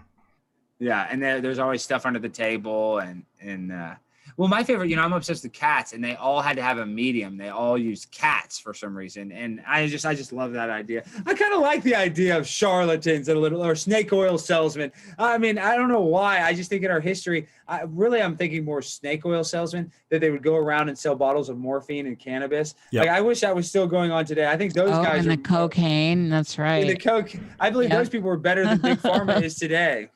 Your good old soothsayers. Coke used to be an ingredient in Coca-Cola. Cocaine was. That's why it was called that. That's right. A little pep in your step. Crazy. Cool. So what else can we talk about? We got a lot to talk about. What do you have on the list? But I really enjoy talking to you guys because you guys know a lot about stuff that I don't know about. So it's really a pleasure to talk about people that are woke to different stuff that I want to learn about. Like I said, astrology, I don't know enough about. I need to get into that. But Jerry, you as a truther, you seem awake. Like, what is probably the most controversial topic that you believe or don't believe in that the mainstream truth community believes in? Currently or forever? Well, like forever, like JFK, Sandy Hook, or moon landings. Moon landings. So you believe we went to the moon? No. But why is that such? I feel like that's the easiest, most common one. Everybody kind of knows it's fake, or the one you can talk about without getting persecuted or yelled at. That is one for me. I can't bring that up with anyone I know because they'll go crazy. Shut up, Jerry. You tell me you bring up the moon landing and they lose it on that? Yeah, I have video of it with my dad even. Oh, yeah. Well, it's because your dad knew somebody that built part of the Apollo spaceship. That is true. My uncle worked for Grumman. Yeah. See, Alex is displaying psychic powers. Well, they did that. The NASA is a huge jobs program. They try to employ literally as many people as possible. That's why they had a person making a button in Idaho or whatever. They had a person making the switch in Dallas. They had a person. They do that on purpose so everybody has a connection, a real connection. Like, my dad built the brakes for it or whatever whatever it is. So it got to be real. We had to go there because my dad was working in a factory making the parts. There's just too many things about it that don't add up. Now, whether or not we went at a future time, I don't know. But that original, Apollo 11, I think that was completely fabricated. Dude, what do you mean you think? We know it. That you look at the inverse light law. When you look at the moon at night, how bright it is. If you were standing on it, you would be standing. It'd be like standing on the sun, dude. It's not a dusty rock. Oh, I know. It'd be like 200 degrees. The 200 degrees Celsius on the surface of the moon?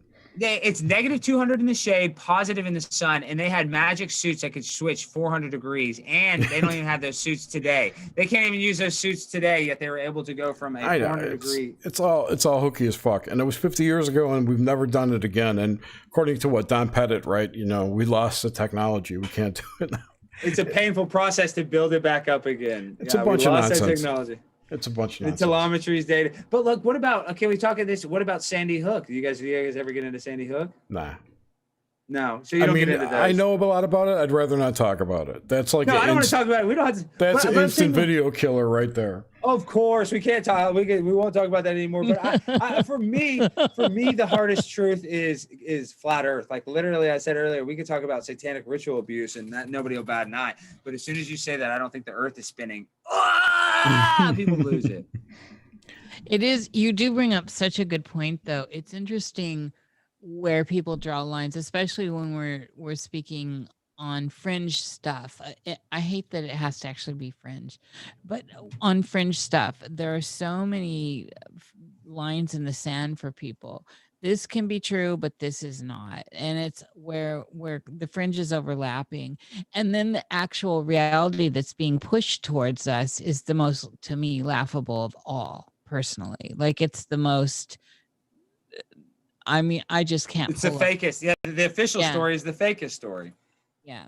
So but it's just funny. So like the flat earthers can't get along with the hollow earthers, can't get along with the globe earthers, and then the Sandy Hook people can't talk to the Columbine people, can't deal with the 9/11 people, and it's like all these little groups is what I've noticed a lot. And then some, there are some people that overlap, but for me, everything's on the table. And also, I think it's important to remember to not have knee-jerk responses and to try and remain open to information, whether you find it ridiculous or not. There may be a kernel of truth somewhere, and that's all it takes, don't you think, Alex? And we could all be wrong about it too. Exactly. Niish, Mark Twain said it best, it's easier to trick somebody than to convince them they have been tricked. You know what I mean? Absolutely. Yeah. So that's where we're at. We can't even get, these people are so impulsive with their thoughts. Oh, I'm on this. I know this. They don't actually want to deduce it and look into the truth because they don't want to shatter the current illusions that they're living. So they're going to be strongholds and they're going to be very staunch in what they believe to be true. Because they don't want to know that they've been tricked. It's like, I know this guy that all of his restaurants are closing with COVID, and he's the number one, wear your mask. You got to be afraid of the virus. It's because he wants the virus to be so real because he wants to have a reason why he lost all of his business. You know what I mean? To him, COVID has to be real because if he had the idea that this was a fake psyop and he lost all of his business for him, it would probably make him 10 times more sick about it. Well, there's a lot of juice to what you just said. I agree. I mean, it's the overlords in the end. And I mean, I think that's a reality. I hope more people are starting to understand how controlled we are in every way, especially as the boot is becoming more apparent over our faces on the globe. Well, Niish, would you ever thought in the grocery store they could tell you which lane to walk down? They could literally tell you how to walk down an aisle at the grocery store. I would have never thought in my entire life they would have said I got to walk a certain direction down the soda only lane. If you pay attention to it. Of course, yeah. I mean, I'm feeding into it, but just think about it like this: everywhere you go, they got stickers on the ground. Stand back 6 feet. If somebody ever would have told me there's gonna be stickers on the ground at your grocery store that tells you where to stand in line, I would have said, "Fuck you! Yeah, fucking right. You're smoking crack." Guess what? We're in a crackhead's nightmare right now. Yes. Right. Well, and there's this whole idea, there's always been this whole idea that reality is consensual, and it's not new. It's definitely not new. And more you look around and there's a lot of juice to that idea, because look how many people are that buy into stories and into rules and regulations and codes. And that's just on the surface. And we can take that way into the metaphysical realm, into the spiritual realm, and all these kind of softer, unseen planes that we interact in, especially the psychic field. So it's interesting. I got to say, though, I'm attracted to that which cannot be seen or explained. And that's why subjects like death really appeal to me. There's no science, and I don't care who you are on this planet trying to tell me there is a science of what goes on after death. You're bullshitting yourself then. So and for that is something we're all headed towards. Well, possibly not now with transhumanism and the cyborg reality. However, it is something until recently we are all going towards, whether we think we're genetically engineered to go faster towards that or not. We're all headed towards it. And I love the idea of chewing the fodder over those kinds of things where people have to check their I am this authority coat. When we can actually get down and talk about ideas and move through ideas without having to throw tantrums or scorched earth. You think this, so I can't talk to you. Yeah, we have to be open to each other's ideas. And that's the problem is we just, like you said, there's this different groups of people like, oh, I believe in this, so I have to, I hate these people. No, we got to come together and accept these, you know, like you said, fringe ideas. But that's the problem is that they want to divide us, and like they're even dividing us with this because you believe you landed on the moon. Well, fuck you. I mean, she's not like it. It's just that's really in the society we are. Is if we don't all agree with it, then it causes constant strife. But it says a lot to me, people that are willing to come to the table, and this used to be more common, people that are willing to come to the table and talk openly and move back ideas without having to without having such conviction in everything that there's no leeway in having wonderful discussions like in the old salons. I love it. I still am a subscriber to journals, and I like looking at peer-reviewed information. I am no way an expert in anything, but I certainly put my mind and try to wrap my mind around things I don't understand. The more I don't understand something, the more I find a sex appeal there, and it moves me forward. And so like I was brought up to look at just for PhDs when studying, right? In college, that was like the thing.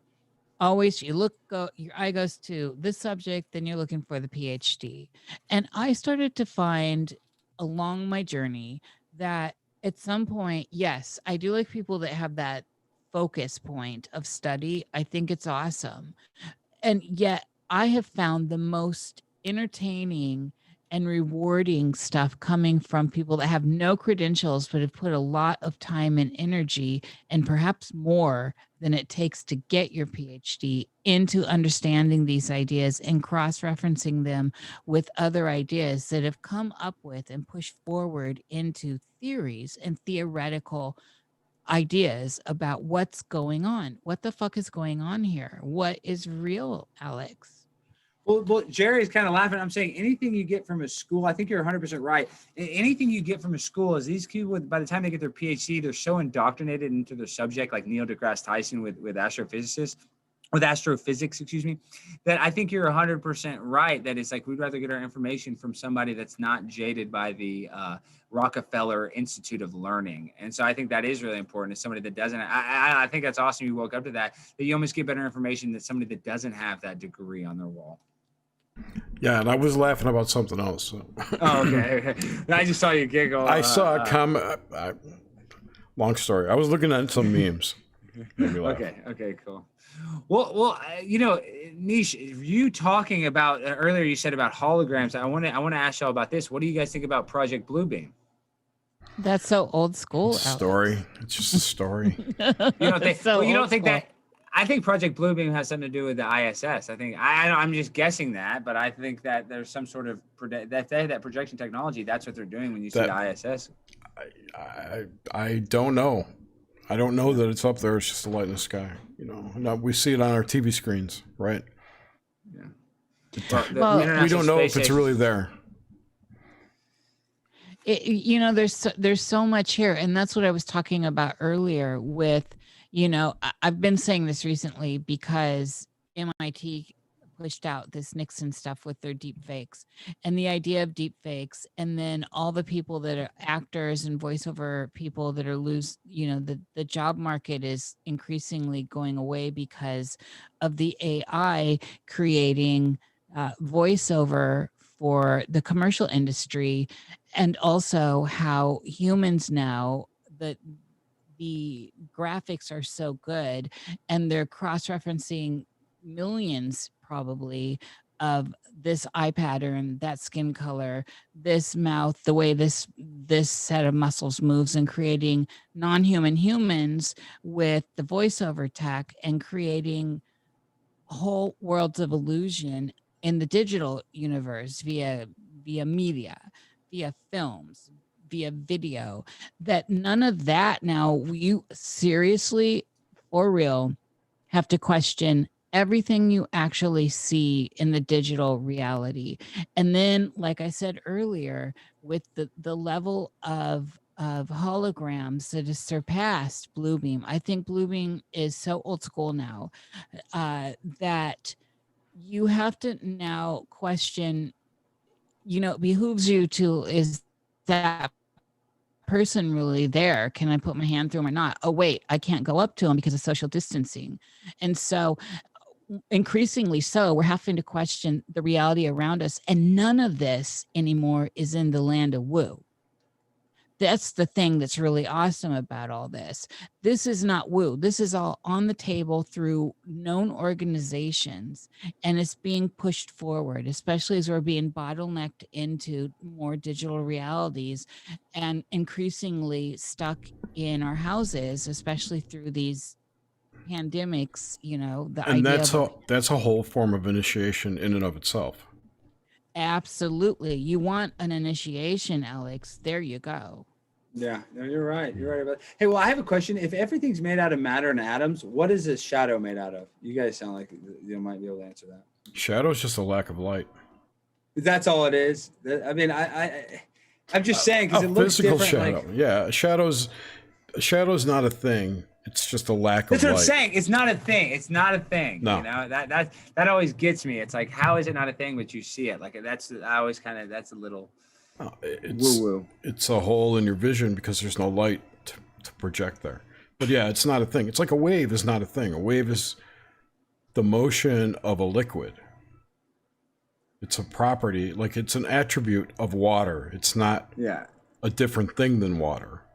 Yeah, I get it. I get that. So a shadow is just a lack of light. It's just not a thing. It's a void. And then you go into the metaphysics of that, and a good place always to start on the metaphysics, in my opinion, is Jung.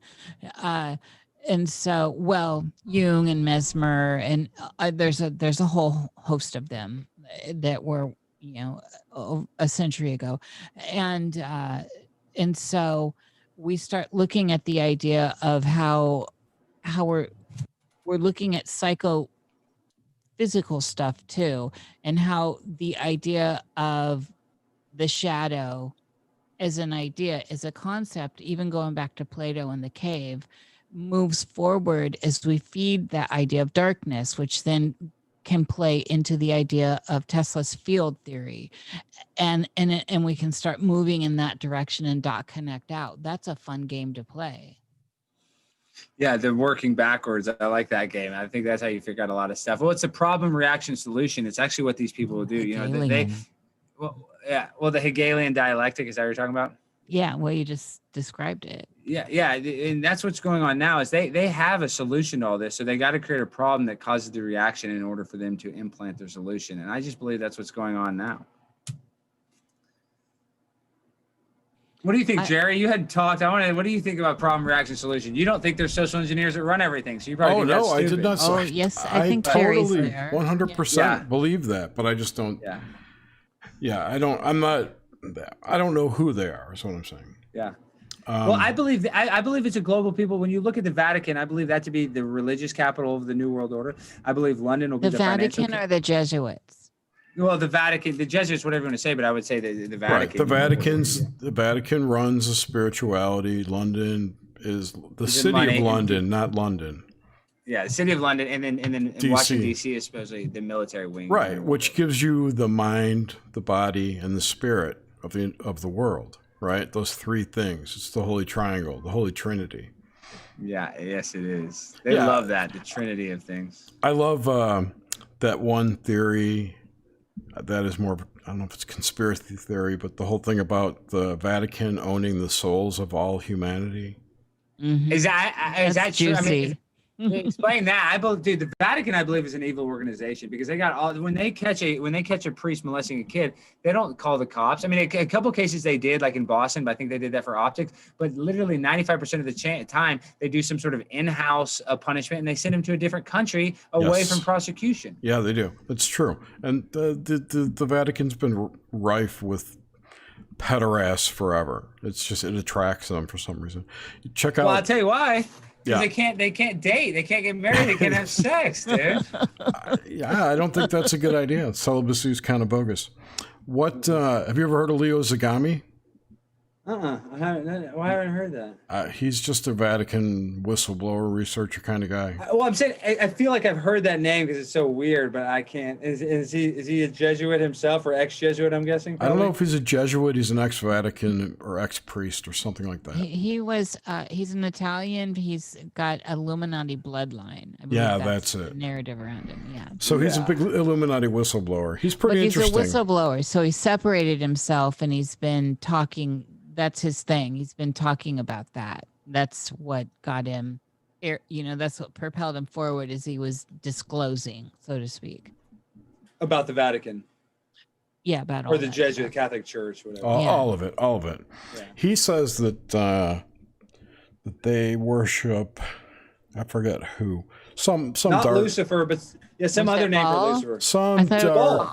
Some dark entity. Put it that way. Doesn't matter who it is. It's the same kind of energy. It's the same bad thing. It's just a negative. It's all demons, Jerry. It's everything is demons. So he got a green card. I don't know if he got a green card. Leo's about Leo? Yeah, I don't know. I doubt the U.S. probably doesn't want him over here. They, if he's talking about that stuff. He got kicked out of Italy, I believe. So he is here. I don't know where he's at. He's on the run from Italy or something like that. There's something kind of sexy, scandalous going on. The Pope's looking for him. That is sexy, but that problem is if the Vatican wants you dead, they're gonna kill you in 2 seconds. It's like the Queen of England. She in James Bond, she can issue a license to kill. Like whether you want to believe that's fake, they have CIA agents that come from America and do espionage in London or other countries because they can operate with immunity. So they purposely send spies to handle out. Let's say America wants something, America wants to kill somebody in America. They can't hire an American spy to do it. So they hire a London spy. They hire a spy from Africa. And that is literally what they do. They get these spies to operate in other countries with immunity. Right. And that's why those are mercenaries. Yeah, and I believe Princess Diana, when she died in the car crash in London, it took an hour and a half for her to get to the nearest hospital. She went by 6 different hospitals, and she was killed. When you're a MI6 agent, you can operate in Paris, France, with total immunity. So even if they got caught, which they're not going to get caught, they can go around and do anything. It's like how we get our information. If America wants information on one of its own citizen, they request a different country to do the investigation so that they have no legal liability in it, and then they use the information that other person gathered to arrest the person or whatever. Now they don't even need humans to do this stuff. They can triangulate on you. There's scalar technology. There's all kinds of technology now, especially with the way everyone has one of those devices on them, your phone that you just showed us earlier. Yeah. And that's a little bomb, especially if you've got a lithium battery in there. That's a little bomb and it can be set off. And that's just one way out of many ways. The millimeter waves that are rolling out everywhere, that were originally rolled out as a military weapon system, can hone in and triangulate on you as well and blow your heart up and stuff. There's all kinds of ways. Death is an art, death is a business, murder is a business, and it's always evolving. I think you're 100% right with that. It's constantly evolving, but I just don't know what's causing it to evolve. Well, that now we're talking about getting to some of the heart of the situation, because I think all of the rest of the stuff is our fractals away from a kernel, although the kernel itself is a fractal and it moves in and out and all that in all these directions, especially when we start talking causality loops. However, I do think that that's more towards the core of things, Alex. Well, we're living in a very confusing universe, and it's like people like us that actually want to find those answers. I feel sorry for the people that don't want to find these answers. Could you imagine having such a hectic life? Not that our lives aren't hectic, that you don't even want to know what this life's all about or what happens next or what we're standing on. It's like, I really hate that we are considered truthers, or we're kind of like chastised because we're trying to figure out these unknown things that you can't just Google and find an answer for. You know what I mean? Yeah, and well, this is what we were talking about earlier. Why it's so great to have these kinds of interactions, so that we can come together and have some laughs. This is what I love. We've got to laugh, people. We can't take everything so seriously, and we also need to normalize fear, because what are we doing? We shouldn't normalize policies and we shouldn't normalize fuckery, but we should normalize our hormonal system and our glandular system, so we're not releasing off signatures that it's like blood in the water, right? So energetic signatures, adrenaline and all this, that create an attraction towards, say, things like archontic energies or negative energies or whatever, luminous energy in the blackness of the deep sea, that attracts things that are feeding on us. And so if we can get control of these systems in our body, then we can propel this discussion further. Would that dark energy under the sea be Cthulhu? Hey, babe. So- You want to know about this dark energy I'm sitting on? We're over our 2-minute mark. We got to wrap up, but I got a question. I got a question for you from the audience, Alex. Okay. Someone asked if you've considered asking Ben Stein to team up for a conspiracy channel called Clear Eyes with the Steins. Yeah, I love that. Ben Stein, everybody always said, you remember Win Ben Stein's Money as a kid? I always got, are you related to Ben Stein? So I like that somebody's actually, that guy must have watched Win Ben Stein's Money. And I don't think Ben Stein would go with me because I've said a lot about Israel and 9/11. So I don't think Clear Eyes with the two Steins is not going to happen anytime Right, soon. all right. Yeah. I don't think there are any more questions. Well, I had a blast talking to you, Jerry. I want to come on your other show. You have me as a guest anytime. Sorry about the miscommunication. No. I honestly thought it was the right show, but now we're all good. It's all good. It's all good, dude. We'll work it out. And yeah, I'll write you about getting you on Noxmente. That's a much different show than this one. That's I the don't care dreams. what it That's is. when we're talking about dreams, Alex, and we go balls deep. Guys, I let me tell you something real quick about dreams. This will be the last thing. I have the same, and it's really stopped ever since I woke up to truth, but I used to have the same recurring dream, that the stress dream is that I get a call from my friend, why aren't you at the test? Why aren't you at the test? And then I always, like, in the dream, I'm either like running to the test, and I always wake up like so scared, like, oh, I missed my final, I'm going to fail college. And it's always that same school test, and it's a reoccurring dream. So what does that mean? I don't know. We don't interpret dreams. We Well, I definitely know what I mean. interpret I know you don't dreams. interpret dreams, but guys, I've read dreams book. I've read some stuff about dreams, and when you have that reoccurring, that same Right, dream, It's right. a stress. Well- It's a stress thing. Well, there's a lot of possibilities, and the thing is, with interpretation of dreams, you need to have context to the person, where they've grown up, what they've done, what their set of basic symbols are. Those dream books are ridiculous, and people Yeah. that can just open interpret your dreams, to me, are like, palm Fakes. readers that don't Yeah. know how to palm read. Charlatans. Right. And so, yes, some symbols are universal, but this stuff is very specific, and this is where I take that Jungian stance. So dream interpretation's a real thing. It's a powerful thing, but you need context. So just to bring it out of nowhere and then expect an interpretation, we get this all the time. That's You're what I'm not saying. being scolded, by the way. Yeah, No, you're I'm not. loving it. No. No. I love talking, guys. I love talking to y'all because you two are probably some of the biggest skeptics I've ever talked to. Like, I really enjoy. We're saying, you guys- skeptics. I'm just saying, you guys talk the talk. You guys break it down. I really like the deepness. to We're it not because skeptics, though. I would Alex. just say, yeah, we're not. I would just say, though, for your dream. You're not skeptics. What do you mean? You guys are skeptics a little. You guys are No, very skeptical no, of we, everything. No, I'm not no. skeptical. I just have different explanations. We're Okay, not- I see. We're not skeptic at all. It's just like, it's just wrong of us to interpret your dream for you. It's like almost an unethical thing. It's like doing a cold psychic reading, but we'll dig deep and we'll start figuring out what those symbols are for you, and then we'll That work would deeper trigger into stuff, it. yeah. So it's more like an analysis thing. Right. And the best person to interpret your dreams is you. Yeah, Yeah, you're absolutely. right. And getting in touch with your own personal symbols. And so that's the thing. That's what I'm saying. I'm like I said, you will not outdo me on woo, Alex. No, I You're not. won't. I thought I was pretty deep. No, you're really deep. No, you're definitely a little deeper than me. But I'm willing to put on my swim trunks and dive in and get. We'll get swim wet. over here, baby. Yeah. I'm coming your way, Niish. I had a pleasure talking to you guys. No, it's been great. Thanks so much for coming on the show. Do you want to pitch yourself? No, I mean, just guys, please. Yeah, well, of course, guys, please go follow the Conspiracy Castle. I'm on YouTube. And really what I'd appreciate if anybody's watching, definitely go follow Instagram or Facebook because I'm about to get kicked off of YouTube. And so if you can, at least if you follow me on those and I make my new, I've only had my account a little over 3 months and I've been suspended for 3 weeks. I'm already on my last strike. Yes. And you're a rock star. I know, and so it's ridiculous. But what I'm saying is they're going to kick me out of there. So if you're following me on social media, one of the social medias, you'll be able to find my new channel. So that's all I want to do. Please go follow some of my social media, and please keep on listening to Jerry and Niish because these guys are some freaking smart individuals, and I learned some new stuff tonight.